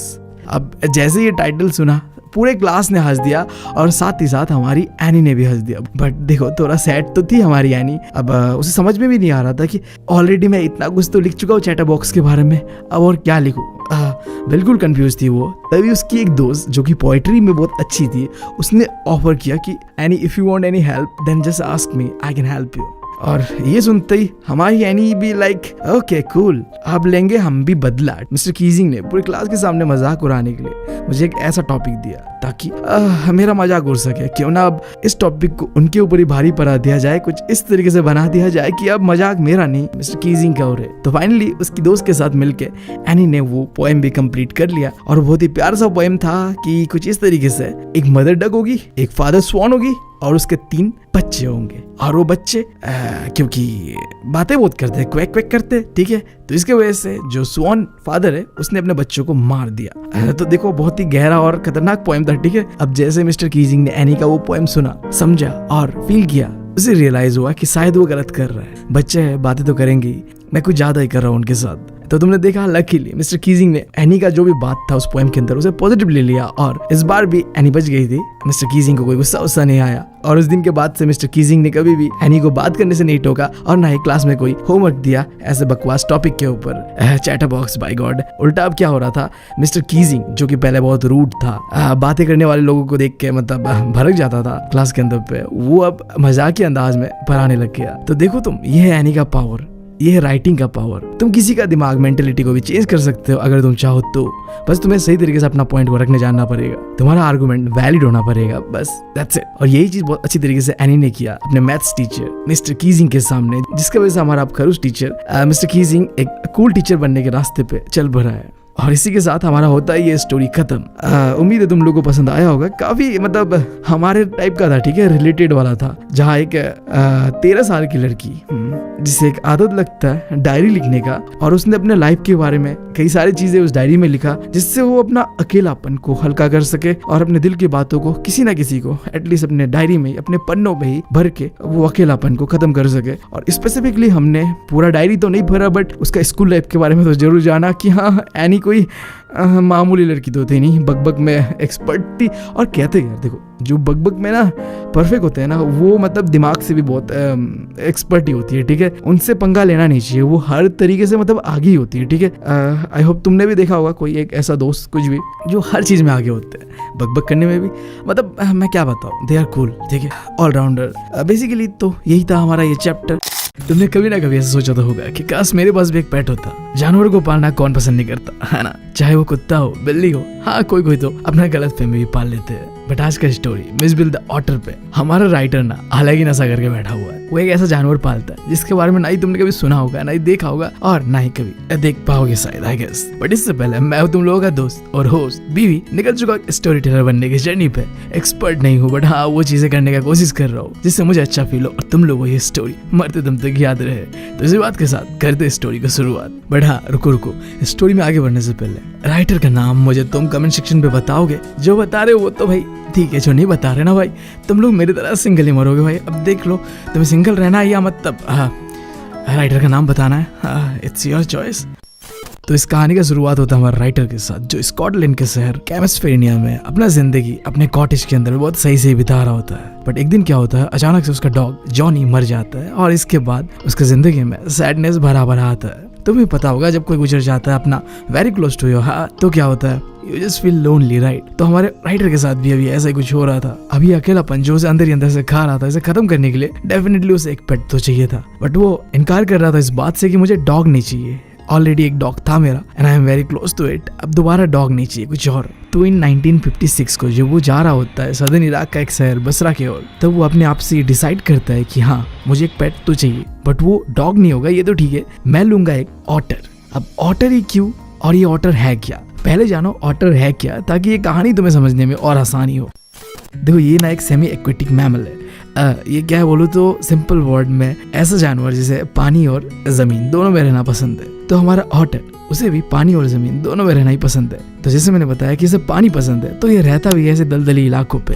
और पता है ये जाना जाता है किस चीज के लिए, अपना जो बिहेवियर है वो मस्तीखोर वाला, प्लेफुल वाला बिहेवियर है इसका। मतलब अगर तुम्हारे साथ रहे ना तो तुम्हें चिल करवा देगा, लाइक योर एक्सट्रोवर्ट दोस्त जो तुम्हारे साथ रहते हैं ना, तो तुम मतलब हाई एनर्जी फील करते हो।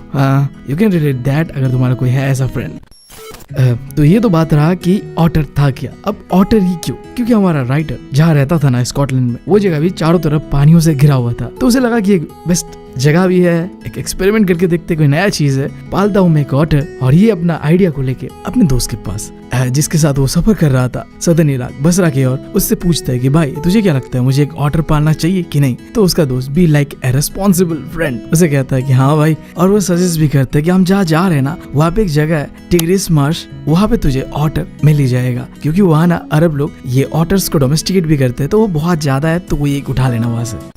अब इसी बात के साथ वो निकल पड़ते अपने सफर के लिए। जैसे कि मैंने बताया, वो जा रहे थे सदर्न इराक का एक शहर बशरा की ओर, क्योंकि उन्हें वहाँ जाना था कॉन्सुलेट जनरल पे, जहाँ उस मैसेजेस जो कि यूरोप से आया गया उसे कलेक्ट करना था एंड उसका जवाब भी देना था। अब देखो, मैं बात कर रहा हूँ, ये समय चल रहा है ना 1956 का। उस समय ना ही इंटरनेट हुआ करता था और ना ही हुआ करता था कोई जीमेल, तो जो भी होता था वो फिजिकली जाके करना होता था। तो दोनों भाई, हमारा राइटर उसका दोस्त, इराक का शहर बशरा में वहाँ के कॉन्सुलेट जनरल पे जाके वो मैसेज को कलेक्ट कर रहा था, उसका जवाब दे रहा था जो भी यूरोप से आ रहा था। राइटर का जो दोस्त था उसका मैसेज आ चुका था, बट हमारे राइटर का मैसेज अब तक आया नहीं था। तो वो क्या करता है, लंदन पे एक टेलीग्राम, जो कि उस समय बहुत फेमस हुआ करता था, आज वाला टेलीग्राम नहीं जहाँ से हम गलत चीजें डाउनलोड करते, नहीं, वो नहीं, ये अलग तरीके का लैंडलाइन वाला होता है। वहां से एक मैसेज किया इंग्लैंड पे कि ऐसा सीन है, मेरा लेटर तो आया नहीं अभी तक। 3 दिन इंतजार किया, बट उसके बाद भी कोई रिस्पॉन्स जब नहीं आया तो उसने एक कॉल करने का सोचा। बट उस समय ना सीन कुछ ऐसा था ना कि अगर तुम्हें कॉल भी करना है ना तो पहले 1 दिन पहले, यानी कि 24 घंटा पहले तुम्हें बुकिंग करना होगा, जो कि उसने किया भी। 24 घंटा पहले बुकिंग एंड देन पहला कॉल। अनफॉर्चुनेटली पहला कॉल लगता नहीं है एंड देन दूसरे दिन वो फिर से ट्राई करता है, बट दूसरे दिन भी एक रिलीजियस हॉलीडे होने के कारण ऑफिस बंद होता है और कॉल हो नहीं पाता है। एंड तीसरे दिन फिर से उसने ट्राई किया, बट अनफॉर्चुनेटली तीसरे दिन भी कॉल नहीं लग पाता है। और इसी चक्करों में उसका दोस्त कहता है कि भाई मेरा समय हो गया, मुझे चलना पड़ेगा, और उसके साथ एक वादा करता है कि हाँ अगले वीकेंड पे मिलते हैं, एंजॉय करेंगे। एंड इसी के साथ उसका दोस्त चला जाता है और वो वहीं पे रह जाता है। लगभग 5 दिनों बाद उसका लेटर भी आ जाता है, जिसे लेके वो खुशी खुशी अपने घर जाता है बेड पे पढ़ने के लिए कि लेटर पे है क्या। अब उसी समय वो घर पे जब एंटर कर रहा हो तो देखते हैं कि 2 अरब लोग बैठे हुए और साथ में बगल में एक बोरा है जो कि हिल डुल रहा है। जैसे वो पास जाता है, उसमें से एक अरब एक लेटर देता है हमारे राइटर को, जहाँ लिखा हुआ था कि हियर इज योर ऑर्डर, जिसका मतलब ये था कि इस बस्ती के अंदर कुछ तो था। वो क्या ऑर्डर था जो कि उसके दोस्त ने उसे गिफ्ट किया था, राइट। तो जैसे ही उसने उस बस्ती को खोला, वहां से निकला एक नन्हा प्यारा ऑर्डर। और कहते हैं ना कि जब तुम्हारी जिंदगी में कोई नया आता है तो जिंदगी एक नया फेज शुरू होता है, जहाँ तुम एंजॉय करने लगते हो, हर चीज को मतलब फील करने लगते हो, तुम्हें अच्छा लगता है। अब हमारे राइटर की जिंदगी में वो फेज आता है जो वो फिर से एक मतलब हैप्पी लाइफ जीने वाला था। एक लिटरली प्यारा सा नन्हा सा क्रीचर जो कि एक छोटा सा डायनासोर जैसा लग रहा था। पूरा बदन सर से लेके पूंछ तक कीचड़ यानी कि मड से गीला हुआ था, और मतलब दूर से तो वो ऐसा दिख रहा था ना जैसा तिल होता है ना, चॉकलेट ब्राउनी कलर का मोल, बिल्कुल वो ऐसा ही दिख रहा था। वो अपने आप को झटकाता है, थोड़ा मोड़ा कीचड़ जमीन पे गिर जाता है, बट इतने आसानी से वो कीचड़ साफ नहीं होता। लगभग पूरा वो कीचड़ उसके बदन से साफ करने में लग जाता है 1 महीने के आसपास, तब जाके उस ऑटर का असली रंग दिख पाता हमारे भाई को। अब हमारे भाई ने उस ऑटर का एक नाम रखा, मिसविल। आगे से हम इसे यही नाम से बुलाएंगे। अब देखो एक चीज है, जब हमारे भाई ने ये पेट को अडॉप्ट किया ना, इससे पहले तक ये कौन सा स्पीसीज है साइंटिस्ट को इसके बारे में पता ही नहीं था। तो बाद में जाके जब पता चला तो साइंटिस्टों ने ना उसका नाम भी हमारे राइटर के नाम के आगे ही चिपका दिया। लाइक देखो, हमारे राइटर का नाम था गैविन मैक्सवेल, तो इस ऑटर का जो स्पीसीज होगा उसका नाम भी दिया मैक्सवेल्स ऑटर। बट इतना इंपॉर्टेंट नहीं, हमारे लिए स्टोरी में वापस आते हैं। तो एक पेट को अपने घर तो लाया था। अब जब भी तुम किसी के घर नए जाते हो, सबसे मुश्किल समय तब शुरू होता है, पहला दिन तुम कैसे बिताते हो। एक अनजान कोई भी है उसके साथ तुम अपना पहला दिन कैसे बिताते हो, that's the hardest part I guess. हाँ, तो हमारे ये नन्हा सा जानवर जिसका नाम मिसबिल था, वो अब अपना पहला दिन यानी पहला 24 घंटा कैसे बिताता है। तो पहला 24 घंटा ना ही वो ज्यादा फ्रेंडली था और ना ही वो ज्यादा एग्रेसिव था। सिंपली वो लोगों से, हमारे राइटर से दूरियां बना के रख रहा था, और सोते वक्त भी वो जमीन पे सोता है और जितना हो सके हमारे राइटर के बेड से दूर पे जाके सोता है, क्योंकि वो पसंद नहीं आ रहा था उसे कुछ भी, ठीक है। बट अगले रात चीजें बदलता है। जो प्यारा सा नन्हा सा मिसबिल डर रहा था, अब वो जाके हमारे भाई के बेड पे जाके चढ़ता है एंड उसके पैरों के टांगों के बीच पे जाके सो जाता है। कितना प्यारा है ना, जब जानवर पता चल जाता है कि तुम ऐसा ही इंसान हो तो उन्हें सबसे पहले पता होता है ये चीज, और वो भापने के साथ साथ वो तुम्हारे अटैच हो जाते हैं तुम्हारे साथ। हाँ शायद सही है। अब अगली सुबह हमारा प्यारा सा मिसबिल आसपास की चीजों को ऑब्जर्व कर रहा होता है और इंटरेस्ट ले रहा होता है, चीजों को एक्सप्लोर कर रहा होता है। और हमारा भाई मैक्सवेल यानी कि राइटर उसके लिए एक पट्टा लेके आता है, गले पे बांध देता है प्यारा सा, और उसे सीधा लेके जाता है बाथरूम पे। अब बाथरूम पे नहाने, क्योंकि हाँ उसे पानी पसंद है, कुछ गलत नहीं लेने का। हाँ बाथरूम में नहाने जाते हैं लोग। ओके, तुम्हें पता है कि मिसबिल को पानी कितना पसंद है, तो सीधा वो दौड़ता है बाथ टब पे, एनो वहाँ पे उछल कूद करने लगता है, अपने आप को अलट पलट कर रहा होता है बाथ टब का पानी के ऊपर नीचे। मतलब जो चीजें कर सकता था, जितना पागलपंती वो कर सकता था उतना कर रहा है। एंड बिल्कुल वो ऐसा बिहेव कर रहा था लाइक वो एक हिप्पो हो, क्योंकि पानी को देख के हिप्पो भी कुछ ऐसा ही बिहेव करते हैं, ठीक है। अब हमारा राइटर ये सारी चीजों को ऑब्जर्व कर रहा होता है और उसे एक बात पता चलता है ऑटर्स के बारे में कि उनका बिहेवियर किस तरीके का है। यानी कि मतलब देखो, उन्हें ना पानी एक जगह में शांत दिखना पसंद नहीं है। अब हम बचपन में कैसे थे, कहीं अगर कीचड़ होता था ना तो तो मैं क्या करता था, अपनी स्कूल वाला जूता को लेके वहीं पे थपक थपक और पूरा कीचड़ से अपना पैर भी गंदा कर लेता था, कपड़ा भी गंदा कर लेता था, बट हाँ मजा जरूर आता था। बिल्कुल ऐसे हमारा मिसबिल पानी का एक एक बूंद, एक एक कतरे को इधर उधर फैलाना, जो भी मतलब बिखरना उसे पसंद था। अगर कोई बर्तन पे पानी रखा हुआ है तो उसका आइडिया ये था कि इस बर्तन को पलट दो, पानी को गिरा दो, और अगर पलट नहीं सकते तो चुपचाप जाकर उसके ऊपर बैठ जाओ और पानी को गिरा दो बर्तन से। हाँ मतलब उसके दिमाग में सिंपल सा बात ये था कि पानी हिलता डुलता रहना चाहिए, मतलब अगर शांत है पानी तो ये पानी बेकार है, और ये उससे गुस्सा भी दिलाता था। ठीक है, अब ऐसे चल रहा था। फिर 2 दिन बाद क्या होता है, जैसे ही हमारा राइटर रूम पे एंटर करता है, यानी कि बेडरूम पे एंटर करता है, चुपके से दरवाजे के नीचे से मिसबिल भाग जाता है एंड भाग के वो आ जाता है सीधा दौड़ते दौड़ते बाथरूम पे। अब बाथरूम पे अगेन क्यों आता होगा तुम तो समझ ही हो, नहाने, ऑनली नहाने, हमारी तरह नहीं बेशर्मों की तरह, मतलब हाँ ठीक है हम भी नहाने जाते हैं कभी कभी, मतलब ओके फाइन। बाथरूम में आता है वो एंड बाथटब पे बैठता है एंड पास में एक टैब होता है, वो कोशिश करता है उस टैब को खोलने का and with in a minute वो उस टैब को खोल भी लेता है। और वो गिरता हुआ दौड़ता हुआ रनिंग वाटर को देख के वो काफ़ी इंजॉय कर रहा था, खिलखिला रहा था, झूम रहा था। बट ना हमेशा इतना लकी नहीं था वो, इससे पहले भी कई बार उसने कोशिश किया था बट वो गलत डायरेक्शन पे घुमा रहा था, जिस वजह से पानी आता नहीं था, गिरता नहीं था और वो इस चीज़ से इरिटेट हो जाता था। बट इस बार वो लकी था जिस वजह से उसने उस टैब को सही डायरेक्शन पे घुमाया और पानी को गिराया। अब धीरे धीरे मैक्सवेल यानी हमारा राइटर और उसका पेट मिसबिल के बीच एक बॉन्डिंग जो होता है ओनर एंड पेट का, वो स्ट्रांग हो रहा था। अब अगर हमारा राइटर भाई एक बार पुकार देना मिसबिल को, वो दौड़े दौड़े उसके पास चला आता था। मतलब तुम सिंपली समझ रहे हो, एक प्रॉपर अब रिलेशन होने वाला था पेट एंड ओनर के बीच, जो भी एक है प्यारा सा रिलेशन होता है, आगे पीछे घूमता है पेट अपने ओनर का, ऐसे कुछ अब होने वाला था। अब इन सारी चीजों के अलावा हमारा प्यारा मिसबिल अपना ज्यादातर समय बिताता था खेलने में। खेलना उसे बहुत पसंद था, मैंने बताया बहुत ही जॉयफुल मैमल है ये, ठीक है, यानी कि एनिमल है, तो जो भी कहना है कह सकते हो। वो ना घंटों घंटों तक इसके पास एक रबर बॉल था, उससे वो इधर उधर लात मारते फिरता था, बिल्कुल ऐसे जैसे वो एक 4 पैरों वाला फुटबॉलर हो। बस समझ रहे हो, फुटबॉलर 2 पैरों वाला होता है बट वो 4 पैरों वाला फुटबॉलर है, जहाँ बुक पे कहा गया है 4 फीटेड सॉकर प्लेयर, वही बात है। ठीक है, अब इसके अलावा उसका गर्दन नेक इतना स्ट्रांग था ना, वो बॉल को बड़े बड़े हाइट तक, बड़े बड़े डिस्टेंस तक फेंक सकता था। बट इन सब के अलावा उसका सबसे फेवरेट गेम था अपने पीठ के बल लेट जाओ एंड कुछ चीज को लेके जगलिंग, मतलब सर्कस पे देखते हो ना, बॉल को 3-4 बॉल जोकर लोग लेके ऊपर ऊपर करते रहते हैं, बिल्कुल ऐसे वो क्या करता था, मार्बल के साथ पीठ के बल लेट गया एंड मार्बल्स को अपने हाथ और पेट पे लेके ऊपर नीचे करते रहता था बिना एक मार्बल को जमीन पे गिराए। Surprising right. अब ऐसे ही शांति से समय बीत रहा था बसरा के अंदर पे, बट अब राइटर के दिमाग पे एक थॉट उसे सोचने पे ही मजबूर कर रहा था। याद तो सही है, चिल है, बट मैं मेरा इस पेट को, तब मेरे मिसबिल को कैसे अपने घर यानी कि इंग्लैंड या फिर तुम कह लो स्कॉटलैंड पे कैसे लेके जाओ। उसने बहुत खोज खबर किया और पता किया कि जो ब्रिटिश एयरलाइन है जो लंदन तक फ्लाइट इराक से जाता है, उन्होंने मना कर दिया कि हम एनिमल के साथ आपको जाने नहीं देंगे, ट्रैवल करने नहीं देंगे। तो उसने एक दूसरा एयरलाइन बुक किया जो कि तुम्हें पहले इराक से पेरिस यानी कि फ्रांस लेके जाएगा एंड देन तुम पेरिस से फिर जाओगे इंग्लैंड यानी कि लंदन जाओगे। बट उस एयरलाइन का भी कंडीशन था कि आप अपने जानवर को एक बक्से पे लाओगे और उस बक्से का हाइट 18 इंच से ज्यादा नहीं होना चाहिए और वो आप अपने पैर के नीचे कैरी करोगे, यही कंडीशन था। तो जल्दबाजी में उसने एक बॉक्स बनाया एंड हमारे मिसबिल को उस बॉक्स के अंदर पे रख के वो एक छोटा सा शॉर्ट मील लेने के लिए, खाना लेने के लिए चला गया। बट वो जब वापस लौटता है वो शॉक हो जाता है, सरप्राइज हो जाता है। वो बॉक्स एकदम शांत था, कुछ हिल डुल नहीं रहा था, जबकि उस बॉक्स के अंदर भी मिसबिल था। हिलना डुलना तो चाहिए था बट कुछ आवाज नहीं आ रहा था, बल्कि कोने कोने से उस बॉक्स के बाहर खून टपक रहा था। हमारा भाई जितना जल्दी हो सके उतना जल्दी उस बॉक्स का ढक्कन को यानी कि लिड को खोलता है और देखता है कि बॉक्स के अंदर पे हमारा नन्ना प्यारा मिसबिल थका खून से लथपथ भरा हुआ है। जैसे ही वो राइटर को देखता है, छलांग मार के उसके पैर पे आता है और बहुत ही एक क्यूट रोंदू सा चेहरा बना के, तुम देखते हो जब तुम्हारा कोई प्यारा तुम्हारे सामने आता है, तुम उसके सामने कैसा प्रिटेंड करते हो, ऐसे कुछ प्रिटेंड कर रहा होता है।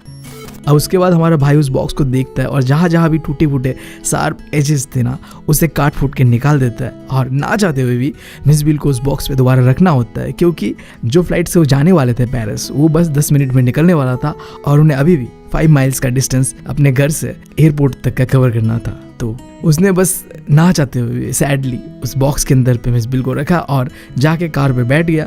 और ड्राइवर ने जो गाड़ी चलाया भाई, चलाया नहीं, मैं कहूँगा कुदाया, इधर उधर से 10 मिनट से पहले ही उन्हें पहुंचा दिया एयरपोर्ट तक। और लकीली एयरक्राफ्ट भी उनका इंतजार कर रहा था। देर तो हो रहा था बट वो लकीली पहुंच गए थे टाइम पे।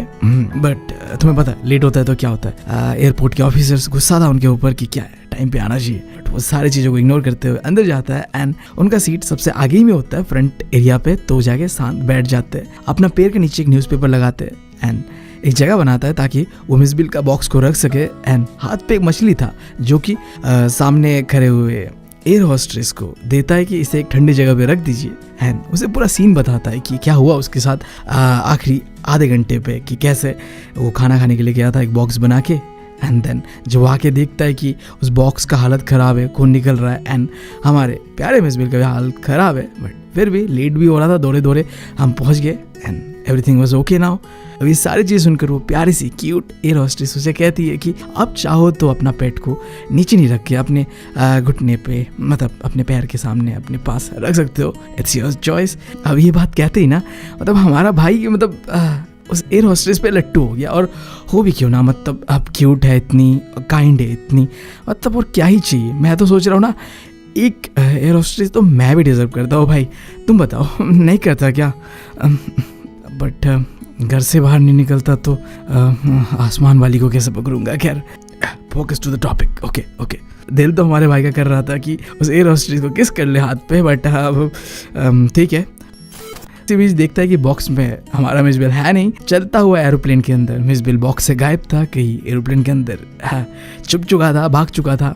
और ऑल ऑफ द सडन पीछे से एरोप्लेन की एक आवाज आता है, लोग चिल्लाने लगता है। एक औरत तो अपने सीट के ऊपर उठ जाती है और चिल्लाने लगती है कि चूहा चूहा चूहा। एंड जैसे मुड़ के देखता हमारा भाई, एक इंडियन जो सर पे पगड़ी पहने हुए पाजी था, उसके पैर के नीचे मिस बिल का पूंछ दिखता है। एंड वो सोचता है कि झपटा मार के पकड़ लेता हूँ मिस बिल को, बट वो झपटा तो मारता है बट हाथ पे मिस बिल नहीं आता है, मुंह पे करी सब्जी अलग गिर जाता है। बेइज्जती हो गया। अब ये सारी चीजें देख के वो एयर होस्टेस जो कि क्यूट प्यारी जो भी ठीक है, वो कहती है स्माइल देते हुए कि आप इधर बैठो, मैं जाके आपके लिए आपके पेट को ढूंढ के आपके पास लेके आता हूँ, अब शांत रहो, रिलैक्स रहो। अब ये बात सुन के वो रिलैक्स हो जाता है एंड थोड़ी देर में वो देखता है कि उसका पेट खुद ब खुद, यानी कि मिस बिल खुद ब खुद थक हार के अपने मालिक के पास, अपने प्यारे मालिक के पास, हाँ तुम ये कह सकते हो, पैर के नीचे आ जाता है एंड देन सफर आगे चल पड़ता है। अब सीन शिफ्ट होता है 1 महीना बाद का, जहाँ हमारा राइटर और हमारा मिस बिल एक साथ लंदन पे उसका फ्लैट पे रह रहा था खुशी खुशी। हमारा miss bill most of the time खेलने में बिताता था अपने टॉयज के साथ, पिंग पॉन्ग बॉल सुना होगा तुमने उसके साथ, मार्बल्स के बारे में तो तुम्हें पता ही है, एंड रबर फ्रूट्स, इन सब के साथ वो खेलता है। उसने ना ऐसे करते करते एक नया गेम इन्वेंट कर दिया, या फिर तुम कह सकते हो डिस्कवर कर दिया। अब यहाँ पे उसे 2 चीजें चाहिए होता था, एक पिंग पॉन्ग बॉल और दूसरा एक पुराना सा सूटकेस जो कि हमारा राइटर जब इराक से आ रहा था ना तो डैमेज कर देता है, जिसकी वजह से ना वहाँ पे एक स्लोप बन जाता है, यानी कि एक साइड जो ऊपर है एक साइड जो नीचे, ऐसा कोई स्लोप बन जाता है। अब इन दोनों का इस्तेमाल करके उसने एक नया गेम इन्वेंट कर दिया। तो जो अपर साइड है ना स्लोप का, यहाँ पे जाके तुम इस बॉल को पहले रख दोगे एंड देन दौड़ दौड़ के वो जो डाउन साइड है, लोअर साइड है, वहां आ जाएगा, छुप जाएगा, आने का इंतजार करेगा और जैसे वो बॉल आ जाएगा उसे झपेट लेगा एंड देन दोबारा उसे लेके जाके ऊपर रख देगा एंड ये चीज वो दोबारा बार बार करते रहेगा। अब ये तो बात रहा कि वो घर के अंदर क्या करता है। घर के बाहर देखो, जैसे डॉग को हम लेके जाते हैं ना टहलाने के लिए, उसे भी लेके जाया जाता था जब भी टहलाने के लिए, एक्सरसाइज करवाने के लिए। तो वो लंदन के सड़कों पे घूमते घूमते कुछ हैबिट डेवलप कर लेता है, जिसे अंग्रेजी में किताब के अंदर में कहा गया है कंपल्सिव हैबिट्स। अब ये मतलब ऐसा है सिंपली, वो हैबिट जो तुम कंट्रोल पे नहीं रख सकते अपना। लाइक तुम बताओ तुम्हारा ऐसा कौन सा हैबिट है जो तुम्हारे कंट्रोल पे नहीं है। तो जैसे जो स्कूल जाने वाले बच्चे होते हैं, चाहे स्कूल जा रहे हो आ रहे हो, तुमने भी ऐसा कभी ना कभी किया होगा। रास्ते में आते जाते वक्त देखो, हमारे यहाँ तो ऐसा नहीं होता, बट यूरोप के एरियाज पे सड़कों पे ना एक रेक्टेंगुलर बॉक्स बना होता है जगह जगह पे, सड़कों के बीच कोने पे स्ट्रीट पे, जिसे पेविंग ब्लॉक्स कहते हैं। ठीक है, अब हमारा मिस बिल इस पेविंग ब्लॉक्स के सेंटर पे कुत्ते छलांग मारते मारते जा रहा था। ठीक है, अब इसके अलावा सड़कों पे देखो आयरन रेलिंग्स होता है, वो क्या करता है हर 7वें आयरन रेलिंग को टच करते हुए जाता है। एंड आखिरी चीज, सड़कों पे जो स्ट्रीट लाइट होता है, लैम्प लाइट, उसे भी छूते छूते पास करते करते इधर उधर से दौड़ते दौड़ते जाता है। ये उसने उसका हैबिट बना लिया था जो उसके कंट्रोल पे नहीं था, बस हो जाता था उससे। अब इसके अलावा जब भी वो वापस घर आ रहा होता है, देखो मैं मेंशन कर रहा हूँ, यहाँ पे किताब में मेंशन करा गया था कि जब वो वापस घर आ रहा होता है, जाते वक्त नहीं, क्या होता होता है, उसका जो घर होता है ना, उसके ऑपोजिट पे एक प्राइमरी स्कूल था जो कि सराउंडेड था एक 2 फीट का वॉल से। तो जब भी वो घर आ रहा होता है ना, तो इस वॉल पे कूदता है एंड दौड़ा दौड़ी करने लगता है। और क्योंकि पट्टा बंधा होता है तो हमारा राइटर भी उसके साथ ही दौड़ रहा होता है। बट ये चीजों को देख के ना स्कूल के अंदर के बच्चे हो गए, स्टाफ्स हो गए, टीचर्स हो गए, वो डिस्ट्रैक्ट हो जाते हैं। और हो गए भी क्यों नहीं, हाँ है ना। मतलब अगर तुम मुझसे पूछो, मैं तो कभी कभी ना फ्रंट बेंच पे बैठ के भी क्लास के बाहर क्या हो रहा होता है वो देखता था। एंड देन टीचर जब भी मुझे नोटिस करती थी तो अब फिर अलग की सीन होता था, तो मजबूरन इस वजह से मुझे पीछे बैठना पड़ा। मेरा बहुत गंदा हालत है, लिटरली बता रहा हूँ। क्लास में ध्यान नहीं होता है, क्लास के बाहर क्या हो रहा होता है उस पर ज्यादा ध्यान होता था। ठीक है, तो यहाँ में भी बच्चों को, टीचर्स को एंड जो भी स्टाफ्स थे उनको डिस्ट्रैक्शन हो रहा था, क्योंकि एक नन्हा सा प्यारा सा जानवर उनके स्कूल के बाहर दीवार पे दौड़ा दौड़ी कर रहा था। वो भी लाइक क्या है क्या है क्या है। अब लगभग हमारा स्टोरी खत्म होने के कगार पे है। तो अगर अभी तक तुमने चैनल को सब्सक्राइब नहीं किया तो कर लो यार। वीडियोस बनाने में काफी मेहनत लगता है, तो तुम लोगों का सपोर्ट मुझे बहुत ज्यादा जरूरी है। तो सब्सक्राइब कर लेना, लाइक कर देना, कमेंट कर देना। स्टोरी पे वापस आते हैं। अब आखिरी पोर्शन पे हमारा राइटर मैक्सवेल ये सोच रहा होता है ना कि उसके लिए ये सरप्राइजिंग बात नहीं है कि लंदन के ज्यादातर लोगों को पता नहीं होगा कि ऑटर क्या है क्या नहीं है, ठीक है, कौन सा जानवर है। बट सबसे सरप्राइजिंग बात उसके लिए ये होता है कि लोग जो गैस करते हैं ना, मतलब अंधाधुन कुछ भी गैस कर लेते हैं। अब हमारा जो ऑटर है ना, ये एक ग्रुप ऑफ एनिमल की कैटेगरी से आता है जिसे कहते हैं मस्टरलाइन। अब इस कैटेगरी के अंदर पे अलग अलग जानवर बिल्कुल उसके तरह ही दिखते हैं, थोड़ा मोड़ा डिफरेंस होता है, ठीक है। Like badger, mongoose, vigil, state and mink. अगर तुम देखो इन सारे जानवरों को तो इनका जो फिजिकल पैटर्न है देखने पे थोड़ा बहुत सिमिलर है। बट हाँ, ऐसा नहीं कि सारे के सारे एक ही है, सब अलग अलग है। बट हाँ, उनका जो फिजिकल स्ट्रक्चर होता है, लाइक देखो एक कैट कैटेगरी होता है ना एनिमल्स का, जहाँ पे टाइगर, लेपर्ड, सारी चीजें अलग अलग जो भी जानवर होता है वो आ जाता है। बिल्कुल ऐसा इनका एक कैटेगरी है जिसे कहते हैं मस्टरलाइन, जिसके अंदर पे सारे एनिमल जो भी है वो गिरते हैं। तो लोग ना ऑटर के अलावा सारे जो इस कैटेगरी में आने वाले एनिमल्स है उन सबका नाम ले लेते हैं। क्या ये वो है, क्या ये मंगूस है, वो है, मतलब कुछ भी। और सारी चीज़ों को देख के हमारा राइटर भी लाइक अबे यार इन लोगों को प्रॉब्लम क्या है, दिक्कत क्या है। फिर भी चलो, ये तो मतलब एक अच्छा खासा गैस था, एटलीस्ट कैटेगरी पे तो है। कुछ लोग तो हद से ऊपर जाके गैस करते थे, कुछ रैंडम गैस। लाइक कुछ लोगों को तो लगता था कि एक बेबी सील है, कुछ लोगों को लगता था स्क्वायरल है, कुछ लोगों को लगता था हिप्पो है, लेपर्ड है, भालू का बच्चा है, और कुछ लोगों को तो ये एक डायनासोर की स्पीसीज है जिसका नाम ब्रोंटोसॉर है, वो भी लगता था। मतलब ठीक है, क्या ये सही में डायनासोर दिख रहा है, ठीक है। बट इन सब में ना सबसे बढ़िया और इंटरेस्टिंग गेस्ट हमारे राइटर को लगता है एक लंदन की सड़कों पे काम करता हुआ एक वर्कर होता है, वो जो कहता है। अगर तुम मुझसे पूछो तो मुझे सबसे ज्यादा इंटरेस्टिंग लगा था वो डायनासोर वाला सीन, ठीक है। बट भाई के लिए कुछ और है, तो क्या है वो देखो। तो ऐसे ही हमारा भाई लंदन की सड़कों पे वॉक करा रहा होता है हमारे ऑटर को। तभी एक वर्कर जो कि सड़कों पे काम कर रहा होता है वो देखता है, और देख के ना सबसे पहला रिएक्शन उसका ये होता है, अपना काम को रोकता है, कमर पे हाथ डालता है एंड घूरना शुरू कर देता है। ही वाज लाइक ओके ये क्या है। वो हमारे राइटर और ऑटर को ऐसे घूर रहा होता है ना कि क्या है ये, एम आई फूल, मुझे कुछ समझ नहीं आ रहा, और क्या ये मेरा मजाक उड़ा रहा है इस वजह से। तो जैसे वो पास से गुजर रहा होता है, वो वर्कर उन्हें रुकाता है और पूछता है ये क्या है, what is suppose to be. तो यार स्टोरी हो चुका है खत्म। बेसिकली स्टोरी में तुम्हें बताया गया है कि जो एक पेट को लेके हम लोगों का प्यार, अफेक्शन, लव जो भी होता है ना, वो सारी चीजों को दिखाया गया है। कैसे एक डॉग मरने के बाद एक अकेलापन जाने लग गया हमारे राइटर को, एंड उस अकेलापन को दूर करने के लिए जब वो इराक जा रहा था तो उसने एक ऑटर को उठा के लेके आया एंड उसके साथ काफी सारे स्वीट मेमोरीज बनाया। एंड वो ऑटर भी कोई आम जानवर तो था नहीं, डॉग से भी ज्यादा एंटरटेनिंग था। लिटरली कई सारे वीडियोस का मैं लिंक दे दूंगा तुम्हें डिस्क्रिप्शन में, जाके देखना।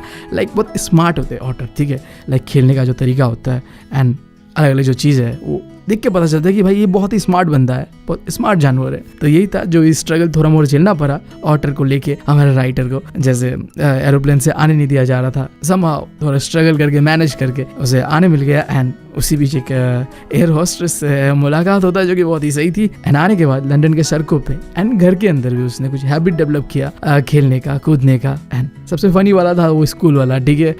देन लोग क्या गेस करते हैं उसके पेट को लेके, क्या है ये नहीं है। तो यही था। तो जब बचपन में सबके सामने मम्मी मेरी घनघोर बेइज्जती करती थी कि मेरा बेटा तो किसी काम का नहीं है, भाई साहब दिल से मन करता था कि घर छोड़ के भाग जाओ। बट तुम्हारे भाई के पास शायद उतना हिम्मत था नहीं।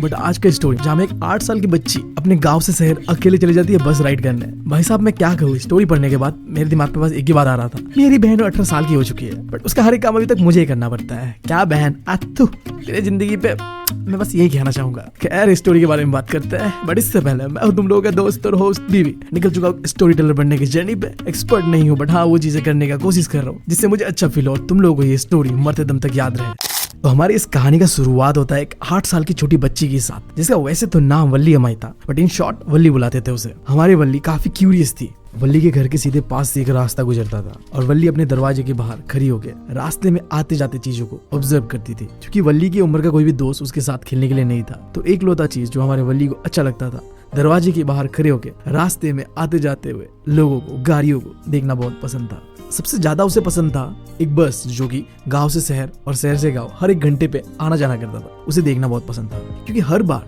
जब भी वो गांव आता था या जाता था नए नए पैसेंजर्स उस बस पे उसे देखने मिलता था। और इस चीज को देख के हमारी वल्ली काफी एक्साइटेड होती थी, चाहती थी कि काश मैं भी ऐसी कोई एक बस राइड पे जा पाता। धीरे धीरे समय बीतता है और समय के बीतने के साथ साथ ये जो चाहत थी कि काश मैं एक बस राइड कर पाता, अब वो उसकी जरूरत बन चुकी है, जिद बन चुकी है कि मुझे एक बस राइड करना है यार, चाहे कुछ भी हो जाए। और कहता है कि जब तुम किसी चीज के लिए पागल हो जाते हो ना तो तुम वो चीज कर ही लेते हो। अब हमारे वल्ली के साथ भी वही होने वाला था। उसे ये पता था कि वो बस हर रोज स्ट्रीट के कॉर्नर पे कहीं पे रुकता है और पैसेंजर्स वहां से उतरते हैं और बस में चढ़ते हैं। कभी जब उसकी कोई दोस्त बस राइड करके आके उसे बताती थी अपना एक्सपीरियंस कि ऐसे ऐसे हुआ मेरे साथ, हमारी बल्ली बहुत चिढ़ जाती थी, उसे बहुत ज्यादा जेलस फील होता था और गुस्से के मारे वो कह देती थी प्राउड प्राउड प्राउड। अब इस चीज का मतलब ना ही हमारे वल्ली को पता था ना उन दोस्तों को पता था, बस एज ए स्लैंग इस्तेमाल करती थी प्राउड प्राउड प्राउड। अब जिन्हें स्लैंग का मतलब नहीं पता यार तुम्हें मैं यहाँ बता तो सकता था बट समझो अगर सच में जानना है तो इंस्टा पे पूछ लेना, मतलब डिटेल में बता दूंगा तुम्हें। अब धीरे धीरे समय, दिन, महीने बीतते। वल्ली आसपास के लोगों का और जो भी उस बस पे रेगुलरली आना जाना करते थे उन सब का कन्वर्सेशन को चुप चुप के सुनती थी। डायरेक्टली पूछ भी लिया करती थी बस में जाने का जो भी इन्फॉर्मेशन, डिटेल्स। और ऐसे करते करते उसके पास कुछ डिटेल्स, इन्फॉर्मेशन आया कि वो कैसे बस राइड कर सकती है। उसे 3 इंपॉर्टेंट चीजें पता चला कि गांव से शहर जाने के लिए मुझे 6 माइल डिस्टेंस ट्रैवल करना होगा जिसके लिए मुझे 30 पैसे देना होगा और ये जो पूरा डिस्टेंस है ये 45 मिनट लगता है पूरा होने के लिए। अब वो अपना सातिर दिमाग चलाने लगती है, जाने को 30 पैसे, आने को 30 पैसे, यानी कि 60 चाहिए मुझे और 45 मिनट जाने को लगता है, आने को 45 मिनट लगता है। और मेरी माँ जो है हमेशा ही 1 बजे को खाना वाना खा के सो जाती है और 4 बजे तक सोती रहती है। तो अगर मैं 1 बजे निकल जाता हूँ तो मैं 1:45 को शहर पहुंच जाऊंगा और सेम उसी बस से मैं एग्जैक्ट 2 बजे को वहां से निकल पड़ूंगा गाँव के लिए और शायद 2:45 तक मैं अपने घर पहुंच जाऊंगा। अवली काफी अपना खुरापाती शैतानी दिमाग चलाती है और फाइनली वो दिन आ जाता है जब वो बस राइड करने वाली थी। स्प्रिंग डे होता है, आफ्टरनून का समय होता है, वो बस गांव से बस निकलने वाली होती है। तभी बल्ली जोर से चिल्ला के उस बस को रुकाती है, stop the bus, stop the bus. बस धीरे से रुकता है और एक कंडक्टर अपना सर बाहर निकाल के पूछती है, अरे जल्दी करो, किसे जाना है? वल्ली कहती है कि मैं हूँ वो जो इस बस पे चढ़ना चाहती है। अब कंडक्टर कहता है, क्या सच में? पहले क्यों नहीं बताया तुमने?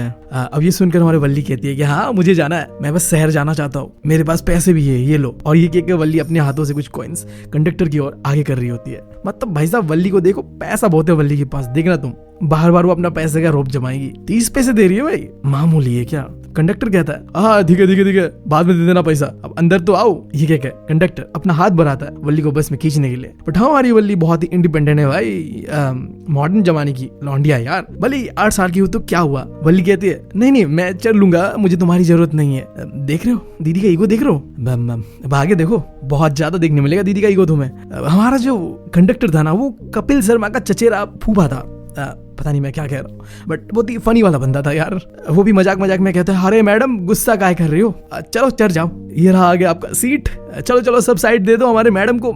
अब यही पे तुम्हें पता चल गया हो कि मैडम राइडिंग द बस नाम क्यों है, कि वो छोटी सी 8 साल की बच्ची ना मैडम जैसे बिहेव कर रही थी और कंडक्टर ने भी मजाक में उसे मैडम ही कह दिया था। देखो दोपहर का समय था तो उस बस के अंदर ज्यादा पैसेंजर्स थे नहीं, गिनती के 7-8 पैसेंजर्स होंगे और जितने भी पैसेंजर्स थे वो कंडक्टर और वल्ली को देख के बहुत ही हंस रहे थे, ये दोनों ही फनी वे पे बिहेव कर रहे थे। फिर कंडक्टर वल्ली को कहती है कि हाँ मैडम, फिर स्टार्ट करे बस को, कहकर वो अपना सीटी बजाती है और बस आगे की ओर बढ़ पड़ता है। उस बस के बारे में थोड़ा जान लो, वो बस बहुत ही नया था, सफेद कलर का था और ग्रीन कलर का कुछ लाइंस भी था साथ में। अब बस के अंदर एक लंबा सा सिल्वर कलर का बार था। अब तुम्हें पता है जब सीट नहीं मिलता है ना तो वो बार में ही हमारा सहारा होता है, लटक के जाते हैं। तुम लोगों ने तो पर्सनली एक्सपीरियंस किया ही होगा कभी ना कभी, अगर पब्लिक ट्रांसपोर्ट इस्तेमाल किया होगा। ड्राइवर का आगे जो विंड सील था ना उसके ऊपर ये घड़ी था बहुत ही सुंदर सा, और जो पूरे बस के अंदर पे जो सीट्स थे ना वो बहुत ही सॉफ्ट थे और लग्जरियस थे। मतलब कुल मिला के बात ये कि बस का कंडीशन बहुत सही था। अब देखना ये कि हमारे वल्ली का जर्नी सही होता है कि नहीं होता है। एक दिक्कत तो था वल्ली के साथ, जिस सीट पे वो बैठी थी उसका जो विंडो था ना, वहाँ पे एक ब्लाइंड कैनवस था, जिस वजह से वल्ली को बाहर का जो व्यू है अच्छी तरीके से दिख नहीं रहा था। एक तो हमारी वल्ली ऐसी छोटी थी, ऊपर से ये विंडो भी बेकार था।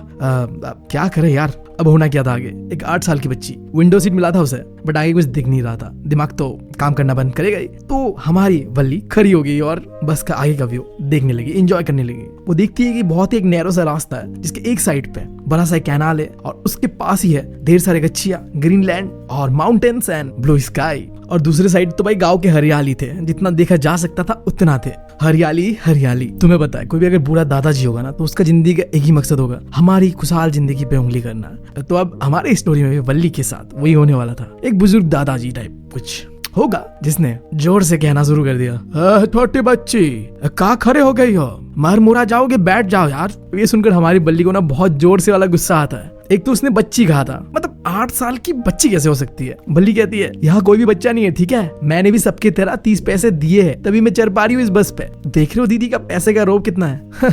अब बीच में कंडक्टर इंटरप्ट करता है, हाँ सर जी, अरे मैडम जी है, बच्ची थोड़ी है क्या। अब भी कोई छोटी बच्ची इस तरीके से अपने पैसे दे के अकेले शहर थोड़ी जा सकती है। अब कंडक्टर की इस बात से वल्ली और ज्यादा भड़क जाती है। वो कंडक्टर को कहता है, एक तो मैं मैडम नहीं हूँ, ठीक है, और दूसरी बात, आपने अभी तक मुझे अपना टिकट नहीं दिया है। कंडक्टर जैसा मैंने बताया, फूफा का, चाचा का, लड़का का, क्या है आई डोंट नो, बट है कुछ बहुत ही फनी है। तो वो भी फनी वाले टोन पे कहता है, अरे अरे मैं भूला नहीं हूँ, देता हूँ। अब जब ऐसे टोन पे उसने बात करा, तो उस बस पे बैठे हुए सारे पैसेंजर्स इंक्लूडिंग हमारी वल्ली हंस दी। देन टिकट देते वक्त कंडक्टर फिर समझा के वल्ली को कहता है, आपने सीट के पैसे दिए तो खड़े होके क्यों जा रहे हो, बैठ जाओ आराम से। वल्ली आगे से कहते कि हमारा मर्जी, हम जो भी करेगा, तुमको क्या। कंडक्टर समझाते हुए बच्चे को कहता है, नहीं ऐसी बात नहीं है, क्या है कि आगे गड्ढा वड्ढा है, शार्प टर्न है, तो गिर जाओगी तो चोट मिल जाएगा आपको, तो छोटी बच्ची बैठ के चले जाओ। अब देखो बातों बातों में कंडक्टर ने फिर से उसे बच्ची कह दिया था। अब तुम्हें पता ही हमारे मैडम जी का तो ईगो कितना ज्यादा था, तो मैडम जी फिर से भड़क गई कि मैं बच्ची नहीं हूँ, आपको समझ नहीं आ रहा ये बात, 8 साल की हूँ मैं। अब कंडक्टर फिर से कहता है, हाँ मुझे पता है आप 8 साल की हो, मैं तो गधा हूँ ना,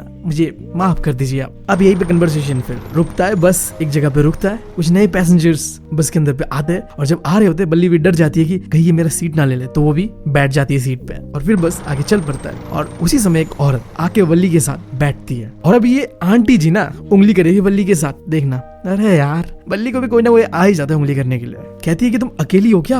वल्ली उस औरत की तरफ देखती है और उसे उसका शक्ल बिल्कुल पसंद नहीं आ रहा होता। उसके कान पे बड़े बड़े छेद थे, इतने बड़े बड़े कि अब तुम एक जहाज निकाल दो उसके कान के बाहर से, और उसके ऊपर से बहुत ही गंदा पंदा सा एक झुमका पहनी हुई थी, और मुंह पे यार सुपारी चबा रही थी। और देख के तो ऐसा लग रहा था आंटी को कि उनके मुंह से तो कब सुपारी का फ्लड निकल जाएगा ना, कोई कह नहीं सकता। अब ऐसी औरत के साथ कैसे कोई सोशलाइज करे, यही सोच रही थी हमारी वल्ली। बट फिर भी वो कहती है कि हाँ मैं अकेली ही कर रही हूँ, मेरे पास अपना टिकट भी है। अब यही पे फिर आके कंडक्टर कूद पड़ता है, हाँ ये शहर जा रही है अकेले अकेले, टिकट के 30 पैसे भी दिए इसने। बट उस आंटी को पता नहीं क्या चुल था, क्या दिक्कत था, वो उंगली करने लगती है, तुम अकेले अकेले शहर जा रही हो, कहाँ जाओगी, कैसे जाओगी, कौन से रास्ते पे जाओगी, 10 तरह के सवाल पूछने लगती है। हमारे वल्ली का दिमाग खराब होता है और वो आगे से कहती है, आपको मेरे बारे में सोचने की जरूरत नहीं है, मैं अपना ख्याल खुद से रख सकती हूँ। ये कहकर वो अपना सिर विंडो की तरफ कर लेती है और बाहर क्या हो रहा होता है वो देखने लगती है। मतलब भाई साहब अच्छा तो नहीं लगता है कोई आके ऐसे, मतलब अच्छा माहौल चल रहा है वहाँ पे, उंगली करने लगे कि क्या दिक्कत है। नहीं तुमको दिक्कत क्या है यार, मैं स्पेशली आंटी से ये चीज पूछ रहा हूँ, कई बार मेरे साथ भी ऐसा हुआ है, उंगली करना उनका काम है यार।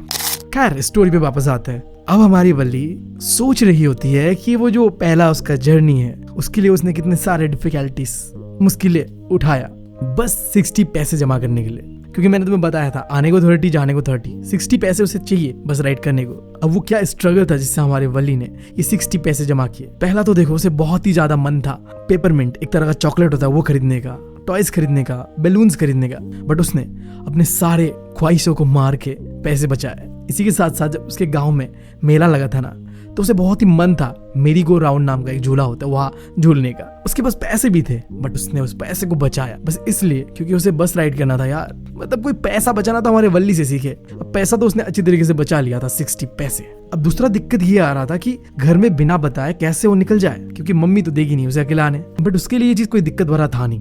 उसकी मम्मी ना खाना खाने के बाद एक नैप लेती थी 1 बजे का और उठती थी सीधा 4 बजे। और वल्ली अक्सर इस समय पे गांव में यार सपाटे लगाया करती थी, बट आज वो गांव से बाहर जाने वाली थी क्योंकि उसके खुरापाती दिमाग में आइडिया आ चुका था कि भाई साहब बस राइड करना है। तो समय था, दस्तूर था, पैसे थे, तो वो निकल पड़ी थी राइड के लिए। Back to present, Valli window के बाहर देख रही थी कि बस अलग अलग लैंडस्केप को पार करके आगे बढ़ रहा था। माउंटेन, ट्रीज, यहाँ तक कि जो रास्ते थे ना जहाँ अलग अलग गाड़ियां थे उन्हें पीछे छोड़ के हमारा बस आगे बढ़ रहा था। बट सडनली एक छोटी सी गाय दौड़े दौड़े हमारे बस के आगे भागे जा रही थी, बिल्कुल रास्ते के बीचों बीच भाग रही थी, जिस वजह से बस को थोड़ा स्लो करना पड़ा। और ड्राइवर हमारा हॉर्न बजाया जा रहा था कि कुछ भी करके बस ये रास्ते से हट जाए। बट जितना वो हॉर्न बजा रहा था वो छोटी सी गाय डरते हुए और भागी जा रही थी रास्ते के बीचों बीच। अब ये चीज वल्ली को ना काफी फनी लगता है कि एक गाय पूंछ उठा के बस भागे जा रही है, हॉर्न मार रहे थे और ज्यादा भागी जा रही है। और वो इतना हंसती है कि उसकी आंखों से आंसू निकल जाता है। और ये देख के कंडक्टर कहता है, अरे मैडम जी कितना हंसोगी, कल के लिए भी थोड़ा बचा लो। एंड देन थोड़ी देर में गाय फाइनली उस रास्ते से हट जाती है एंड गाड़ी आगे बढ़ता है। और बढ़ते बढ़ते रुकता है वो जाके एक रेलवे गेट के पास, क्योंकि एक ट्रेन आ रहा था काफी तेजी से।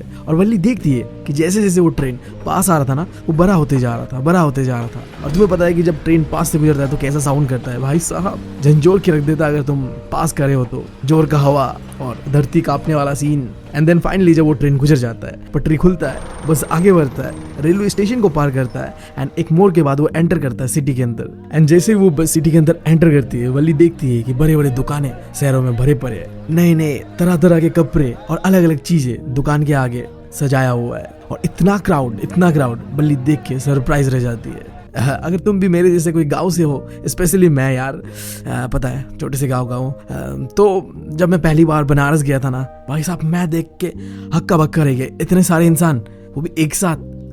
रेलवे स्टेशन से उतरा और मतलब मेरी तो फट गई भाई। मैंने कभी अपनी जिंदगी में इतना बार ना ही रेलवे स्टेशन देखा था, ना ही स्टेशन पे इतने सारे लोगों को सोते हुए देखा था। तो वल्ली भी शायद मेरी तरह सरप्राइज हो गई थी कि इतने सारे लोग, इतना क्राउड। खैर फाइनली बस आके अपने स्टॉप पे रुकता है और एक एक करके सारे पैसेंजर्स बस से उतर जाते हैं एक्सेप्ट वल्ली। हमारी वल्ली उतरती नहीं है और कंडक्टर ये देख के वल्ली को पूछता है, हाँ मैडम जी 30 पैसे में आप बस यही तक आ पाएंगी, अब उतर जाइए। अब ये सुन के वल्ली कहती है कि नहीं मुझे वापस अपने गांव जाना है, मैं इसी बस पे दोबारा अपने गांव जाऊंगी, ये लो तुम्हारे 30 पैसे। अब कंडक्टर ये देख के हक्का बक्का रह जाता है, क्या कोई दिक्कत है क्या आपको मार्केट नहीं देखना क्या? तो वल्ली कहती है, क्या मैं अकेले? नहीं मुझे बहुत डर लगता है। तो ये सुन के कंडक्टर कहता है, आप बस में चढ़ते हुए तो बिल्कुल नहीं डरी, तो अब क्यों डर रही हो? तो वल्ली कहती है, ना बस में चढ़ना तो क्या है, वो तो देखो यार उसने कई सारे प्रिपरेशन के बाद ये डिसीजन लिया था उसे बस पे चढ़ना है, बट उसने ये नहीं सोचा था कि उसे ऐसे टाउन पे जाके एक्सप्लोर करना है। तो इसके लिए वो नया था, डर रही थी वो। तो बस वाला कहता है कि कोई दिक्कत नहीं है, आप जाइए, कुछ ड्रिंक पी लीजिए, वापस आ जाइएगा।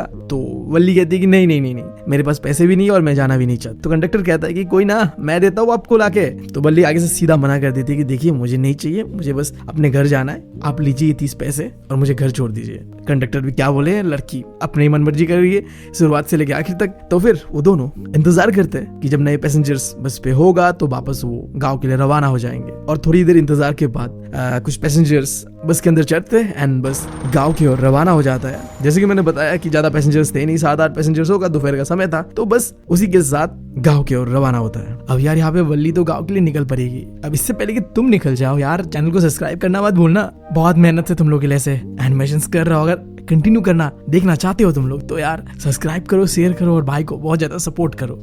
Back to the story. Conductor Valli को टिकट देते हुए पूछता है कि तुम्हारी मम्मी तुम्हें ढूंढ नहीं रही होगी? वल्ली आगे से कहती है कि नहीं मुझे कोई नहीं ढूंढ रहा है। और ये कह के बस स्टार्ट होता है और वल्ली दोबारा उसी एक्साइटमेंट के साथ उस बस राइड को एंजॉय करने लगती है। थोड़ी देर जाने के बाद वल्ली देखती है विंडो से कि एक काऊ मरा पड़ा है, सडनली किसी गाड़ी ने आके उसे ठोक दिया है। एंड ये देख के वो कंडक्टर की ओर मुंह करती है और पूछती है, क्या ये वही गाय है जिसे हमने आते वक्त देखा था? वो दौड़ रही थी, उछल रही थी, कूद रही थी। कंडक्टर के चेहरे पे एक सैडनेस था और वो सिर हिलाते हुए कहता है, और इशारों में समझ जाता है हमारी वल्ली भी, हाँ ये वही गाय थी, खूबसूरत, बहुत ही प्यारी थी, उछल रही थी, कूद रही थी, बट अब जमीन पे पड़ी हुई है। देख के भी डर लग रहा है, उसने अपना जिंदगी और अपना खूबसूरती दोनों खो दिया है। थोड़ी देर पहले जब वो जिंदा थी बहुत ही खुश थी, उछल रही थी, कूद रही थी, बट अब वो मरी पड़ी है। उस गाय के चारों टांग ऊपर की ओर फैले हुए, उसके मरे हुए आंखें और चारों ओर खून वल्ली को सच में डरा रहा था। बस आगे की ओर चल पड़ता है, बट अब हमारे वल्ली के पास उतना हिम्मत नहीं था कि वो खिड़की से झांक के और कुछ और देख पाए, क्योंकि उसके दिमाग में वो मरे हुए गाय का मेमोरीज हॉन्ट कर रहा था। वो तब तक उस सीट पे बैठी रही जब तक वो घर नहीं पहुंच गई, गाँव नहीं पहुंच गई। एग्जैक्ट 3:40 को वो अपने गाँव पहुंचती है और अपनी सीट से खड़ी होती है, कंडक्टर को देखती है और कहती है, आई होप हम दोबारा फिर मिले। कंडक्टर भी स्माइल करते हुए कहता है कि हाँ हाँ, जब भी तुम्हारा मन हो आ जाना, बस राइड कर लेना, बस हाँ पैसे लाना मत भूलना। ये सुनकर हमारी वल्ली भी स्माइल करती है, हंस पड़ती है और कूदती है बस से और सीधा अपने घर की ओर दौड़ पड़ती है। अब जो हमारी वल्ली दौड़े दौड़े घर आती है, वो देखती है कि उसकी मम्मी जाग चुकी है और बात कर रही है अपने पड़ोस की एक आंटी जो कि रहती है साउथ स्ट्रीट में। अब वल्ली के आंटी के बारे में थोड़ा बताओ तो बहुत ज्यादा बातूनी है, चैट बॉक्स बिल्कुल मेरे बेस्टी की तरह ही। एक बार अगर शुरू होती है ना तो खत्म होने का नाम ही नहीं लेती है। उस समय वल्ली थोड़ा डरी भी हुई थी कि अब मम्मी उठ गई है, पता नहीं क्या होगा। मम्मी तो कुछ पूछती नहीं है, बट वो आंटी पूछती है, हाँ कहाँ थी तुम, बस ऐसे पूछती है जैसे आंसर एक्सपेक्ट कर नहीं रही थी वो। और वल्ली भी समझदार थी यार, समझ गई यार मुझे तो बचने का मौका मिलता है। वो हंसती है और घर के अंदर चली जाती है। और फिर क्या था, वल्ली की माँ और वो आंटी बातचीत अपना कंटिन्यू करती है और रूम से ना वल्ली सुनती है कि उसकी माँ कुछ कह रही है। हाँ आपने सही कहा, कई सारी चीजें हमारे साथ घर के अंदर बाहर होता है जिसके बारे में हमें या तो पता नहीं चलता है, और अगर पता चलता भी है तब भी हम समझ नहीं पाते कि क्या मैटर क्या है। अब ये सुन के वल्ली भी कहती है कि हाँ हाँ। उसकी मॉम शॉकिंग वाले एक्सप्रेशन में कहती है कि क्या क्या क्या कह रही हो तुम। वल्ली कहती है कि नहीं, मैं बस आपकी बात से एग्री कर रहा हूँ, बहुत सारी चीजें होती है जिसके बारे में पता नहीं होता है, और हम समझ सकते कि वल्ली किस बारे में बात कर रही है। बिना बताए घूम के आ गई थी, बस राइड कर लिया था वल्ली ने, और मम्मी को कानों कान खबर तक नहीं था। तुम्हें पता है यार, आंटी लोगों का काम होता है उंगली करने का, यहाँ भी वल्ली के साथ भी वही होता है। कहती है आंटी, देखो देखो छोटी सी बच्ची है और कैसे बड़ों के कन्वर्सेशन में टांग अड़ा रही है जैसे कि ये बहुत बड़ी सयानी लड़की है। वल्ली स्माइल करती है और ये भी हमारा कहानी हो जाता है खत्म। तो यार आज की कहानी तुम्हें और मुझे ये सिखा के जाएगा कि किस तरीके से हम अपने दुख और दर्द से छुटकारा पा सकते हैं। ये कहानी है एक ऐसे दुख और दर्द से भरे हुए माँ की जिसने अपने बेटे को खो दिया था। ये कहानी है एक ऐसे राजकुमार की जिसने अपना सब कुछ छोड़ छाड़ के बस एक सवाल के पीछे चल पड़ा था कि किस तरीके से हम अपने दुख और दर्द से छुटकारा पा सकते हैं। ये कहानी है हमारे गौतम बुद्ध की, ये कहानी है समनेट बनारस की। बट इससे पहले मैं हूँ तुम लोगों का दोस्त और होस्ट बेबी, निकल चुका हूँ एक स्टोरी टेलर बनने की जर्नी पे। एक्सपर्ट नहीं हूँ बट वो चीजें करने की कोशिश कर रहा हूँ जिससे मुझे अच्छा फील हो और तुम लोगों को ये स्टोरी मरते दम तक याद रहे। और तुम लोगों को तो पता ही है हमारे पढ़ने का तरीका क्या है, हमें स्मार्ट वर्क करना ज्यादा पसंद है rather than the hard work. तो आओ करते चैप्टर को डिकोड ऐसे जैसे हम लियोनार्डो दा विंची के पर पोते। तो यार हमारे कहानी का शुरुआत होता है गौतम बुद्ध के साथ। एग्जैक्टली बताओ तो हमारे कहानी का शुरुआत तब होता है जब हमारे गौतम बुद्ध बनने से पहले एक आम राजकुमार थे जिनका नाम था सिद्धार्थ गौतमा। देखो इनके बारे में बचपन में एक बात प्रिडिक्ट कर दिया गया था, यानी कि भविष्यवाणी कर दिया गया था कि या तो हमारे सिद्धार्थ बहुत ही बड़े राजा बनेंगे या बहुत ही बड़े सन्यासी यानी मॉन्क बनेंगे। अब इस चीज से डरते हुए सिद्धार्थ के माता पिता ने उसे इस तरीके से पाल पोस के बड़ा किया कि उनके जीवन में ना कभी दुख दर्द और पीड़ा जैसी चीजें कभी नहीं आ पाया। मतलब यार ये जो वर्ड्स है ना, ये उनकी जिंदगी में दूर दूर तक नहीं था, ठीक है। कुछ इस तरीके से उन्हें पाल पोस के बड़ा किया। जब वो लगभग 12 साल के होते हैं तब उन्हें स्कूलिंग करने भेज दिया जाता है हिंदू स्क्रिप्चर्स को समझने और सीखने के लिए। और जब 4 साल बाद वो वापस लौटते हैं तब उनका शादी करा दिया जाता है एक राजकुमारी के साथ और एक बच्चा होता है फिर उनका। और 10 साल ऐसे ही वो बिताते हैं अपने राजमहल के अंदर अपना जिंदगी जो भी है। अरे भाई साहब, ऐसा जिंदगी तो हम भी डिजर्व करते हैं यार। 16 साल की उम्र पे शादी दे दिया गया इन्हें। अरे ओह गॉड। अरे मम्मी, अगर तुम ये वीडियो देख रही हो ना तो यार अब लड़की उड़की देखना शुरू कर दो यार। अब तुम्हारे बेटे को भी सबसे पहले बनना अपने बेटे का बाप, और फिर मैं भी बन जाऊंगा यार गौतम बुद्ध की तरह एक महान इंसान। बताओ, इतना मादरचोद लड़का पैदा करी हूं मैं कि क्या बताऊं। अरे कहाँ भटक गए हम। सॉरी यार, मैं कहाँ भटक जाता हूँ। स्टोरी पे बढ़ते हैं। अब पूरे 10 साल बाद जब उनका उम्र होता है 25 साल, तब वो पहली बार अपने महल से बाहर निकलते हैं शिकार पे। और यहाँ वो ऐसे ऐसे चीजें देखते हैं ना जिनके बाद उनका जिंदगी सही में बदलने वाला था। उनका सामना होने वाला था दुख दर्द और पीड़ा जैसी चीजों से। वो जब आगे बढ़ रहे होते हैं तो सबसे पहले देखते हैं एक बीमार इंसान को, और उनके लिए ये चीज पहली बार था जब उन्होंने पहली बार एक बीमार इंसान को देखा था। फिर जब वो ऐसे आगे बढ़ रहे होते हैं वो देखते हैं एक बुरे इंसान को, और ये भी उनके लिए पहली बार था जब उन्होंने अपनी जिंदगी में एक बुरे इंसान को देखा था। फिर जब वो ऐसे आगे बढ़ रहे होते हैं वो देखते हैं एक मरे हुए इंसान का अर्थी जो कि लोग लेके जा रहे होते हैं अपने कंधों पे। अब ये भी उनके लिए पहली बार था जब उन्होंने देखा था एक मरे हुए इंसान को अर्थी पे लेके जाते हुए। अब फिर जब वो थोड़ा और आगे बढ़ते वो देखते एक सन्यासी यानी एक मॉन्क को जो लोगों से दान दक्षिणा मांग रहा था। अब ये सिद्धार्थ के लिए पहली बार था जब उसने एक साथ इतने सारे दुख, दर्द और पीड़ा को अपने आंखों से देखा था। जिसके बाद वो निकल पड़ते सब कुछ छोड़ छाड़ के सवाल का जवाब ढूंढने कि जो ये सफरिंग है यानी कि ये दुख, दर्द और पीड़ा से कैसे छुटकारा पाया जाए। यानी कि वो निकल पड़ते हैं जर्नी ऑफ इनलाइटनमेंट के, जैसे मैं निकल पड़ा हूँ यार स्टोरी टेलर बनने के जर्नी पे, ऐसे ही हमारे सिद्धार्थ निकल पड़ते हैं नॉलेज की जर्नी पे। वो सवाल जिससे ये सारे दुख, दर्द और पीड़ा खत्म हो सकते थे। अब वो अपने इस सवाल के जवाब के लिए 7 साल भटकते और आखिर में एक पीपल के पेड़ के नीचे आके वो जब मेडिटेट कर रहे होते पूरे 7 दिनों बाद उन्हें उनका सवाल का जवाब मिलता है। और तभी उन्होंने इस पीपल के पेड़ को नाम दे दिया बोधि ट्री, यानी कि ट्री ऑफ विजडम, जहाँ तुम्हें ज्ञान की प्राप्ति होगी ऐसा पेड़। और उसी बोधि ट्री के नीचे बैठ के वो लोगों को जो नॉलेज उन्हें मिला है वो लोगों को बांट रहे थे। और तभी से हमारे सिद्धार्थ का नाम पड़ता है बुद्धा, जिसका सिंपल इंग्लिश में मतलब हो सकता है अवेकन या फिर इनलाइटनमेंट, जिसे तुम सिंपली कह सकते हो वो इंसान जिसके पास अब नॉलेज है, स्पिरिचुअल नॉलेज। और कहते हैं यार सबसे महंगी चीज दुनिया में होता है ना, वो है नॉलेज। तुमने गेम ऑफ थ्रोन में तो कहते हुए सुना होगा नॉलेज इज ए पावर। तो सालों अभी तक अगर तुम नहीं पढ़ के एग्जाम की पर्चियां बना रहे हो या फिर एग्जाम के लिए स्ट्रेस ले रहे हो तो सब छोड़ छाड़ के यार नॉलेज के पीछे भागो, थोड़ा पढ़ लो यार, क्या पता तुम्हारा भी एग्जाम अच्छा जाए। खैर ये जो नया नॉलेज गौतम बुद्ध को मिला था उन्होंने ये पहली बार बांटा बनारस के शहर गंगा किनारे। वही पहला लेक्चर कहलाने लगा द सरमन ऑफ बनारस, जो कि तुम्हारा चैप्टर का नाम भी है, राइट। अब जो भी उन्होंने उस दिन कहा था ना उन सारी चीज़ों को प्रिजर्व करके रखा गया और उन्हीं में से एक छोटा सा स्टोरी आज हम पढ़ेंगे जो कि तुम्हें बताएगा सफरिंग के बारे में कि किस तरीके से तुम सफरिंग को ख़त्म कर सकते हो। बट रुको यार, इससे पहले एक बनारस के ऊपर शायरी मैंने नहीं लिखा है बट कहीं में मुझे मिला था इंटरनेट पे, तो तुम लोगों के लिए ये स्पेशली कि आना तुम कभी बनारस, हम तुम्हें काशी विश्वनाथ घुमा देंगे। इन भुलभुलैये वाले गलियों से घुमा के तुम्हें हम बनारसी मीठा पान खिला देंगे। थक जाना जब चलते चलते तो हमें बताना, गंगा किनारे बैठा के तुम्हें 80 घाट का शाम दिखा देंगे। और अगर इश्क तब भी ना हो बनारस से तो बताना, काट के वही फेंकवा देंगे। तो ये कहानी है एक माँ की जिसका नाम था किशा गौतमी, जिसके हाथों में उसका एकलौता बेटा जो कि मरा पड़ा था। वो इतने दुख और दर्द से जूझ रही थी कि वो एक्सेप्ट नहीं कर पा रही थी कि उसका बेटा मर चुका है। वो औरत अपने बच्चे को ठीक करने के लिए अपने पड़ोसियों के घर घर में जाके दवाई मांग रही थी और उसके पड़ोसी भी लाइक, अरे साला तुम लोग पागल है क्या? ऐसे ही वो भटकती रह गई दिन और आखिर में एक समझदार आदमी ने उसे कहा कि देखो मैं तुम्हारे बच्चे को ऐसा कोई दवाई नहीं दे पाऊंगा जिससे कि वो ठीक हो जाए, बट हाँ मैं एक ऐसे इंसान को जानता हूँ जो तुम्हें वो दवाई दे सकता है। अब वो औरत किशा गौतमी ने हाथ जोड़ के उस इंसान से कहा कि बताइए वो इंसान कौन है, और उसने नाम लिया गौतम बुद्ध का।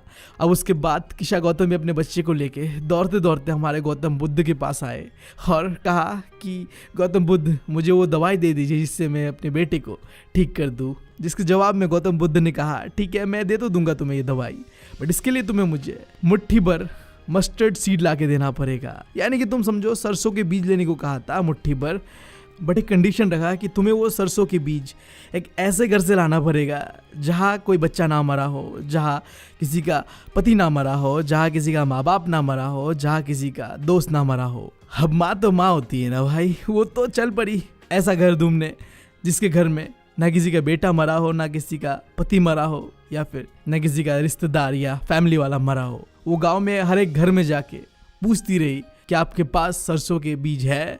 लोगों ने मना नहीं किया, दिया सरसों के बीज। बट जब उसने पूछा कि क्या आपके घर में कोई मरा है, लाइक आपका कोई बच्चा, आपका कोई पति, या आपका बाप माँ, या कोई आपका रिश्तेदार दोस्त, तब सब ने कहा कि यहाँ जितने लोग जिंदा नहीं उससे ज़्यादा तो लोग मरे पड़े।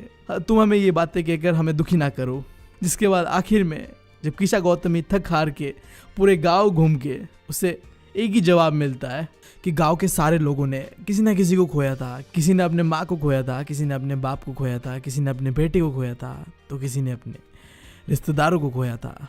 कुल मिला के बात यह था कि उस गांव के अंदर में उससे कोई एक ऐसा घर नहीं मिला जहाँ कोई ना मरा हो। रात के अंधेरे में बैठी थी तब उसने देखा जो शहर में लाइट चमक रहे थे, पहले तो वो टिमटिमा रहे थे और फिर वो पूरे रात के अंधेरे में बुझ गए। सो लाइक उससे उसने समझा हम इंसानों के साथ भी बिल्कुल ऐसा ही होता है। हम पैदा होते हैं, फिर इस लाइट की तरह ही टिमटिमाते हैं और आखिर में हम बुझ जाते हैं। तब उसे रियलाइजेशन होता है कि वो कितनी सेल्फिश हो गई थी अपने बेटे के बारे में सोच के। वो भूल चुकी थी कि यार डेथ जो ऐसा चीज़ है जो सबको आना है एक ना एक दिन। और आखिर में उसे रियलाइजेशन होता है कि किसी को खोने का दर्द तो होता है, बट अगर उस दर्द से तुम्हें निकलना है तो तुम्हारे अंदर का जो सेल्फिशनेस है उसे छोड़ना पड़ेगा, और तभी तुम अपने अंदर की शांति को पा सकते हो, यानी कि जो इनर पीस होता है उसे पा सकते हो। एक मिनट रुको और मेरी बात सुनो। ये क्या है तुम मुझे बता सकते हो? बस 29% लोगों ने सब्सक्राइब किया चैनल को। बाकी लोग कर क्या रहे हैं? तुम लोग शादी में आए हो? हाँ, मेरे तरफ से मैं इतना एफर्ट डाल रहा हूँ और तुम लोगों की तरफ से तुम एफर्ट ही नहीं डाल रहे हो यार। तुम्हें पता नहीं है कि इस चैनल के बारे में सिंगल बाबा का श्राप लगा हुआ है इस चैनल में। जो भी आज तक बिना सब्सक्राइब करके गया है ना, वो सिंगल ही मरा है। मुझे ही देख लो यार। देखा आपने लापरवाही का नतीजा है। मैं मजबूर था बट तुम नहीं हो, तो सब्सक्राइब जरूर करना चैनल को। और उसके बाद गौतम बुद्ध ने एक लेक्चर दिया कि जो हम मॉर्टल लोगों का ज़िंदगी होता है ना, मॉर्टल यानी तुम्हें पता है ना, जो इंसान पैदा हुआ है मरेगा उसी को कहते हैं मॉर्टल, और जो पैदा होकर नहीं मरता है उसे कहते हैं इमॉर्टल। तो हम सब तो मॉर्टल है ना, तो हमारा जो ज़िंदगी होता है ना, वहाँ दुख दर्द ये सब चीज़ें रहना ही रहना है, ठीक है। हम इन चीज़ों से भाग नहीं सकते और ना ही हम भाग सकते अपने डेथ से, ठीक है। एग्जाम्पल दिया गौतम बुद्ध ने कि हम वो पके हुए फल की तरह है जिसे एक ना एक दिन गिरना ही है। जो पैदा हुआ है उसका मरना तय है इस दुनिया में। ना कोई बाप अपने बेटे को बचा सकता है और ना कोई रिश्तेदार अपने लोगों को बचा सकता है। उन्होंने एक दूसरा एग्जाम्पल दिया ये मटका है जिसे बनाया तो गया है बट एक ना एक दिन ये टूटना ही है। एक समझदार इंसान को पता होता है कि डेथ एक ऐसा चीज़ है जो होना ही होना है, तुम उसे रोक नहीं सकते। और जो चीज़ को तुम रोक नहीं सकते, तुम उसके बारे में रो के, उसके बारे में दुखी होके कुछ नहीं होगा, उससे बस तुम अपने आप को हर्ट कर रहे होगे। और एक समझदार इंसान हमेशा ही शांति की तलाश में रहता है, यानी कि पीस की तलाश में रहता है। और पीस तुम्हारे पास तभी आ पाएगा, यानी शांति तुम्हारे पास तभी आ पाएगा जब तुम इन 3 तीरों को अपने अंदर से निकाल दोगे। वो 3 तीर क्या है? लेमेंटेशन, कंप्लेन एंड ग्रीव, यानी कि तुम समझो दुख दर्द और चाहतों को खत्म करना पड़ेगा तुम्हें, तभी तुम्हें शांति मिल पाएगा। तो भाई यही था बात।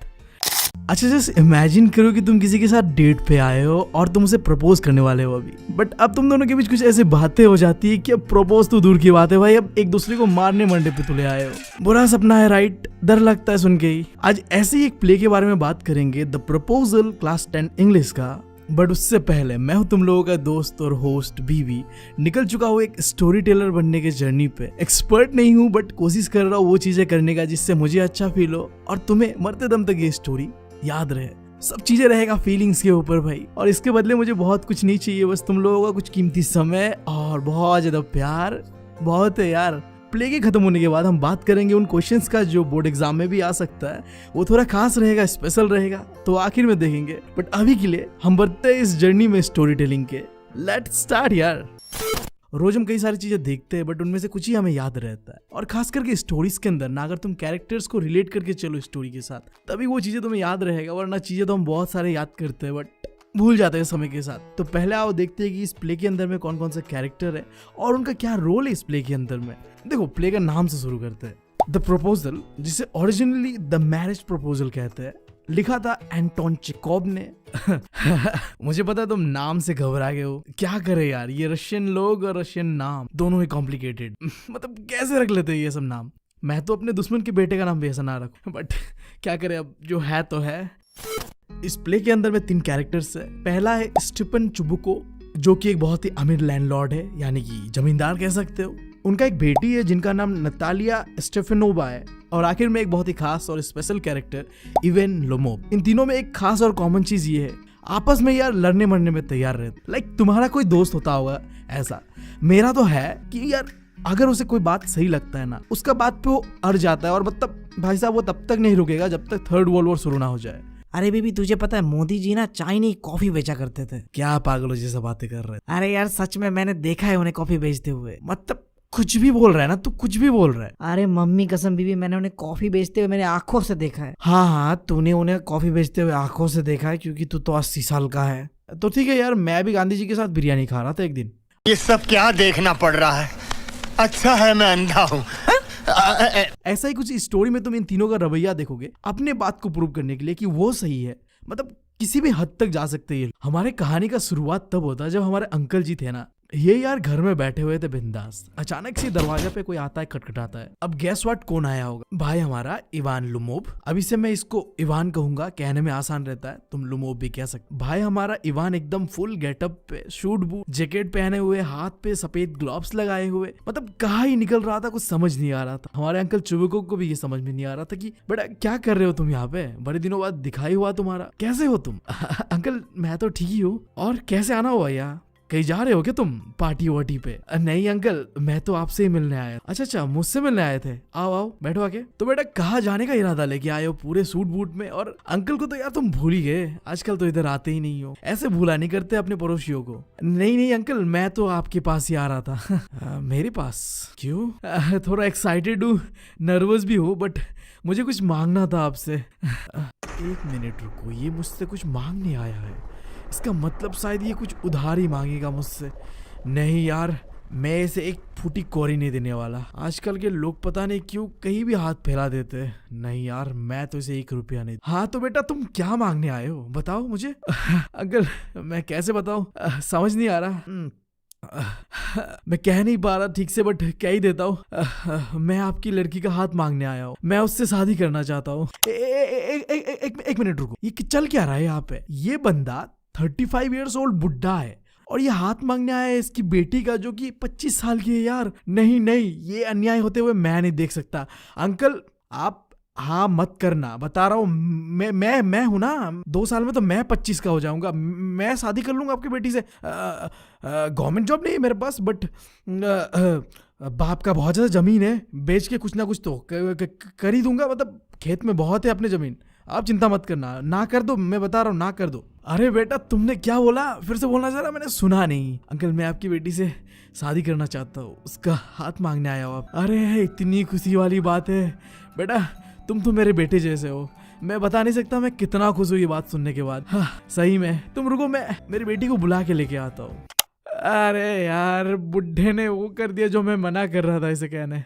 मैं रह गया फिर सिंगल यार। चलो कोई नहीं, स्टोरी को आगे बढ़ा। अच्छा अंकल वो मान जाएगी ना, मतलब तैयार तो होगी ना मेरे साथ शादी करने के लिए? हाँ बेटा क्यों तैयार नहीं होगी, तुम चिंता मत करो, वो जरूर तैयार होगी। अगर ना भी कहे ना फिर भी समझ लेना कि वो हाँ ही कह रही है। भाई मैं जा रहा हूँ, मैं और नहीं सुना रहा स्टोरी भाई, और मैं नहीं देख सकता ये सारी चीजें, मुझसे नहीं होगा भाई, मैं जा रहा हूँ यहाँ से। ये गलत हो रहा है, मैं बता रहा हूँ, जो भी हो रहा है गलत हो रहा है। मैं जा रहा हूँ।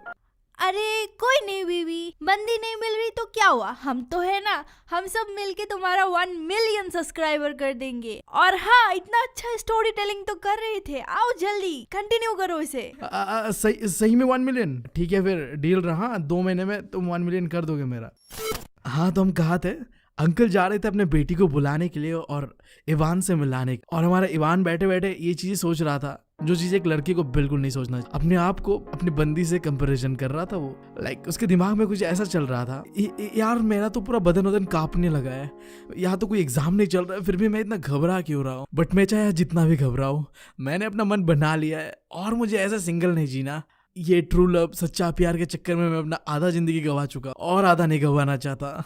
वैसे भी नतालिया अच्छी लड़की है, ठीक ठाक घर संभाल लेती है, उतनी बुरी भी नहीं दिखती, और पढ़ी लिखी तो है ही है, और क्या चाहिए मुझे। और दूसरी तरफ मैं हूँ 35 ईयर्स ओल्ड, दिल की बीमारी से जूझ रहा हूँ, बात में एक्साइटेड हो जाता हूँ, कांपने लगता हूँ, और मेरी सोने की बीमारी है, जब सोने जाता हूँ तो आधा बदन मेरा खींचने लगता है, लाइक मेरे सर और मेरा शोल्डर ये तो जैसे काम ही नहीं कर रहा होता है, और अचानक से घबरा के मैं आधी रात बिस्तर से उठ जाता हूँ और मैं ऐसे दोबारा सोने की कोशिश करता हूँ और मेरे साथ दोबारा ऐसा होता है, और लगभग ऐसा मेरे साथ एक दिन में 20 बार तक होता है। अब इस बीच जब वो अपने आप को कंपैरिजन कर रहा होता है अपने बंदी के साथ, उसकी बंदी नटालिया उसके सामने आ जाती है अचानक से। अरे इवान तुम, मेरे पापा ने तो कहा था कोई व्यापारी आया है, तुम मेरे कपड़ों को इग्नोर करना, मैं किचन में मटर छील रही। वैसे तुम लंच करना चाहोगे? नहीं मैं करके आया हूँ। तो फिर सुट्टा वुट्टा फूकना चाहोगे? वैसे तुम आज इतना ड्रेसअप होके कहाँ जा रहे हो, कहीं पार्टी वार्टी में जा रहे हो क्या? वैसे अच्छे दिख रहे हो आज तुम इवान। अब जहाँ एक तरफ नटालिया एक के बाद एक सवाल दाग रही थी, हमारा भाई इवान इस चीज से घबरा रहा था कि मैं बोलूं या ना बोलूं, बट आखिर में उसने थोड़ा बहुत हिचकिचाते हुए कह ही दिया। मैंने अपना मन बना लिया है नटालिया, मैं आज तुमसे कुछ कहना चाहता हूँ, तुम शायद मुझ पे गुस्सा भी हो जाओ इस चीज के लिए, बट ये कहना जरूरी है। मैंने तुम्हें बचपन से ही देखा है, तुम्हारे फैमिली को मैंने अच्छी तरीके से जाना है, समझा है, और मेरा ये जो जमीन है वो मिला है मुझे मेरे आंटी और उसके हस्बैंड से। और मेरी आंटी और हस्बैंड तुम्हारी मम्मी और तुम्हारे पापा की बहुत ज्यादा रिस्पेक्ट करते। भाई तुमने सुना यह बात, इस बंदे के आंटी ने उसे जमीन गिफ्ट किया। भाई हमारे यहाँ तो ऐसा नहीं होता, हमारे आंटियां तो भाई 100 रुपया निकालने के लिए भी 10 बार सोचते हैं। भाई ऐसा आंटी तो हम भी डिजर्व करते हैं। नहीं खैर, तुम ये बात याद रखना कि इवान का जो जमीन है उसे उसके आंटी ने गिफ्ट किया था, आगे काम आएगा। हम बढ़ते स्टोरी में आगे। तुम तो जानते ही हो नटारिया, हमारे फैमिलीज लुमोब्स एंड चुबुकोब्स लंबे समय से दोस्त और बहुत ही अच्छा प्यारे भरे रिलेशनशिप में है। और तुम्हें तो पता ही है ना नटालिया, हमारा जमीन भी बहुत ही आसपास है। मेरा जो ऑक्शन मिडोस है वो तुम्हारे ब्रिजवुड को टच करता है।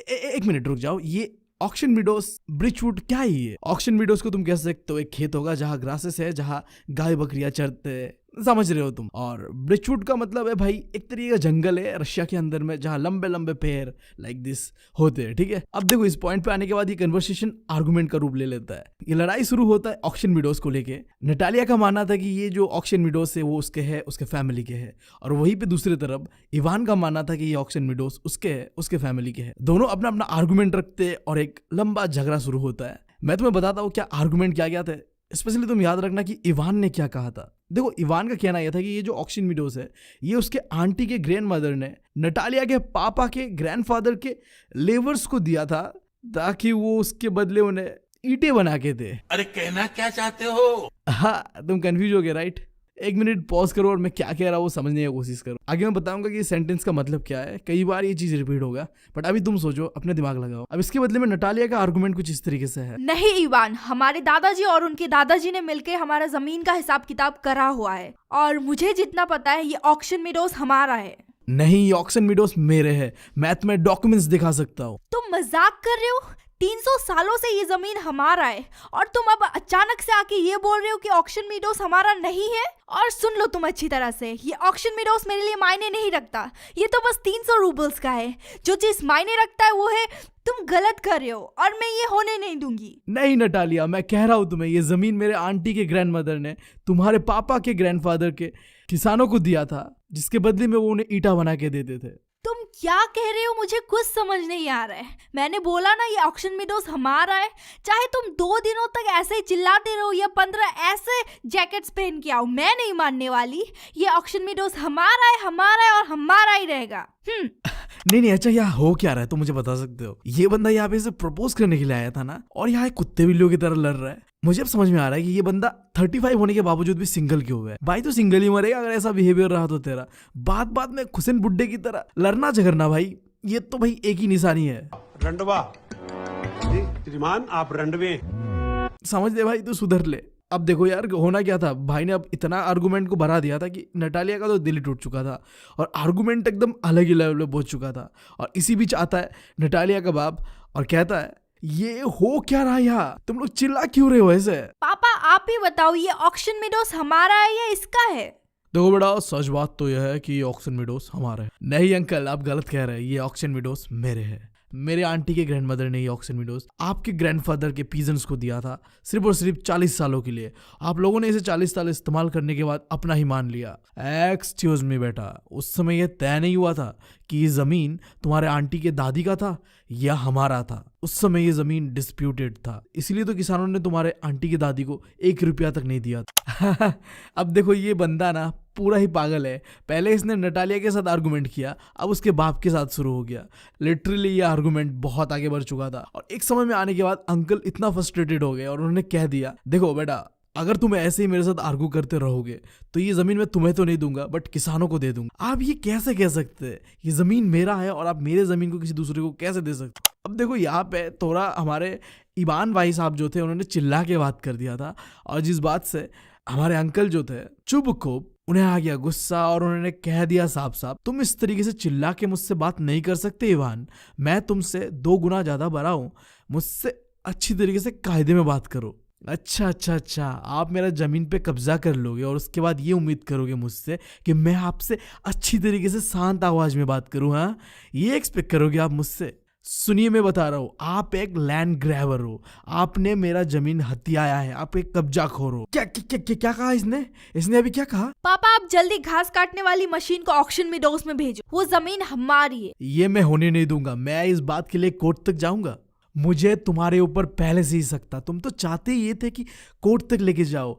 तो कोरी के वकील, तुम चाहते थे ना ये चीज हो, तो चलो यही सही। तुम और तुम्हारा खानदान सबके सब एक जैसे हो। पूरे खानदान में सबके सब पागल भरे हुए हैं। ये आप गलत कर रहे हैं। फैमिली पे मत जाइए। क्यों ना जाओ तुम्हारे फैमिली पे? तुम्हारा बाप एक नशेड़ी था, तुम्हारी छोटी आंटी भागी थी एक आर्किटेक्ट के साथ, आपकी माना एक हम्पबैक थी। अब जिन्हें ये समझ नहीं आ रहा कि हम्पबैक क्या है, मैं बता दूं तुम्हें। तुम्हारा जो बैक है ना, वो अगर ऊपर की तरफ उठ जाए ना, ऐसे ऊँट की तरह, लाइक जब हमारा उम्र होता है ना, तो ऐसा हो जाता है कई लोगों के साथ, तो उसे कहते हैं हम्पबैक। तुम्हारा बाप एक नंबर का एक सट्टेबाज था। तुम्हारी आंटी दुनिया की सबसे बड़ी चुगलखोर औरत है। देखो यार, एक कन्वर्सेशन के बीच सबसे गंदा पॉइंट तब आता है जब हम एक दूसरे के फैमिलीज के ऊपर उल्टा सीधा कहने लगते हैं। और अब यहाँ पे यही हो रहा था। एक तरफ हमारे चुबुकोप अंकल ने इवान के पापा को, इवान की आंटी को भी बहुत ज्यादा चीज कह दिया था, और दूसरी तरफ इवान भी कम नहीं था, उसने भी कई सारी चीजें बोल दिया ऐसा जो कि उसे नहीं बोलना चाहिए। अभी कन्वर्सेशन बहुत ही गर्मा गर्मी में पहुंच चुका था। अब अचानक से ही इवान का जो तबीयत है वो थोड़ा बिगड़ जाता है, और इतना सारा बेइज्जती झेलने के बाद अब उसके अंदर में और कोई उम्मीद बची नहीं थी कि अब प्रपोज करूं। नहीं यार, वो सीधा चला गया वहां से। इवान के घर से चले जाने के बाद भी चुबुकोप और उसकी बेटी रुकी नहीं थी गाली देने से हमारे इवान भाई को। अजीब है फैमिली। बट अचानक से हमारे चुबुकोप अंकल के मुंह से निकल गया, ये भद्दा इंसान आया था मेरे बेटी को प्रपोज करने के लिए। अच्छा ही हुआ ये चला गया। अब ये बात जिसे नतालिया ने सुना तो उसे बुरा लगा। वो सोच रहा था, अरे ये तो मुझे प्रपोज करने आया था शादी के लिए, और मैंने ये क्या कर दिया। वो अपने आप पे गिल्टी फील कर रहा था, और उसके पापा को कहा उसने कि जाइए और उसे बुला के लेके आइए। और उसका बाप भी लाइक, अभी तो तुमने कहा था इसे घर से बाहर निकाल दो, ये अच्छा नहीं है, अब कह रहे हो कि लेके आओ। अब बाप बेटी में एक छोटा सा आर्गुमेंट शुरू हो जाता है। बाप कहता है कि नहीं तुम्हारे वजह से ऐसा हुआ, बेटी कहती है कि नहीं आपकी वजह से ऐसा हुआ। बट जो भी हो, जाके उसे बुला के लेके आइए। एंड फाइनली अपने बेटी के सामने हार मानते हुए अंकल चुबुकोप जाके इवान को वापस बुला के लेके आता है और कहता है अब तुम ही संभालो इसे, मैं पागल हो जाऊंगा इसके साथ बात करके, मैं जा रहा हूँ, अब तुम ही बात कर लो इससे। अब जब इवान दोबारा घर में एंटर करता है, उसका तबीयत कुछ खास ठीक नहीं था, ऊपर से वो गुस्से में भी था। तो नटालिया ने माहौल को संभालते हुए कहना शुरू कर दिया कि इवान, ये जो जमीन है ना, ये ऑक्शन मिडोस तुम्हारे ही है, ठीक है? तुम ये बताओ मुझे कि कब चल रहे हो तुम शिकार पे? हाँ, मैं सोच रहा था कि फसल कटने के बाद ब्लैक कॉक का हंटिंग पे निकलूं। Black Kock? लिटरली? नहीं, देखो मैं नहीं सोच रहा, मैं उतना नहीं सोच रहा यार, जो तुम सोच रहे हो मैं वो नहीं सोच रहा। मैं ऐसा कैसे सोच सकता हूँ यार? ब्लैक कॉक का मतलब तो वही होता होगा, मुर्गी, काला मुर्गी, जंगल में उसका हंटिंग करने जाता होगा। हाँ, ऐसा ही कुछ हुआ होगा, नहीं? और क्या ही मतलब हो सकता है ब्लैक कॉक का? नहीं। यही तो हो सकता है मतलब। खैर, कहानी को आगे बढ़ाते हैं। अच्छा नटालिया, तुम्हें पता है कि मेरा जो डॉग है ना, जिसका नाम गैस है, ये बहुत ही एक अच्छा शिकारी कुत्ता है। इसके ऐसा तो कुत्ता मैंने आज तक कभी देखा ही नहीं। मैंने इसे 125 रूबल में खरीदा है, बट पता नहीं इसका पैर कैसे लंगड़ा सा हो गया है। मुझे लगता है ये बहुत ज्यादा महंगा है, क्योंकि मेरे पापा ने तो स्क्वीजर को बस 85 रूबल से खरीदा है, जो कि तुम्हारे गैस से तो बहुत ज्यादा बेटर। तुम भूल रहे हो नटालिया, तुम्हारा डॉग एक ओवरशूट डॉग है। ऐसे कुत्ते हंटिंग के लिए तो बहुत ही बेकार है, क्योंकि उनका जबड़ा जो है नीचे वाला, वो बहुत ही छोटा होता है। ओवरशूट ये क्या होता है? मैं तो पहली बार सुन रही हूँ। एटलीस्ट मेरा डॉग अच्छी ब्रीड का है, तुम्हारे गैस की तरह बदसूरत और बूढ़ा तो नहीं है। माना वो थोड़ा बूढ़ा है, बट एटलीस्ट तुम्हारे कुत्ते से तो बहुत अच्छा है। तुम्हारे जैसा ना 5 कुत्ता भी आ जाए ना, फिर भी मैं अपने गैस को ही चुनूंगा। तुम्हारे जैसा कुत्ता तो हर किसी के पास। 25 रूबल भी बहुत है इसके लिए, ठीक है? अब बाइकआउट देखो, फिर अब शुरू होता है कुत्ते को लेकर लड़ाई। लिटरली ये लोग इतना लड़ाई कर रहे, देख लो तुम। पहले लड़ाई करते जमीन जायदाद को लेकर, फिर आपस में एक दूसरे को गाली गलौज करने लगते, अब कुत्ते को लेकर। भाई साहब, अच्छा कुत्ते से याद आया, सोच रहा हूँ कि मैं भी एक कुत्ता ले ही लेता हूँ। मम्मी, हम भी एक कुत्ता ले ही ले गया। 2 कुत्ते के घर में कोई जरूरत नहीं है बेटा।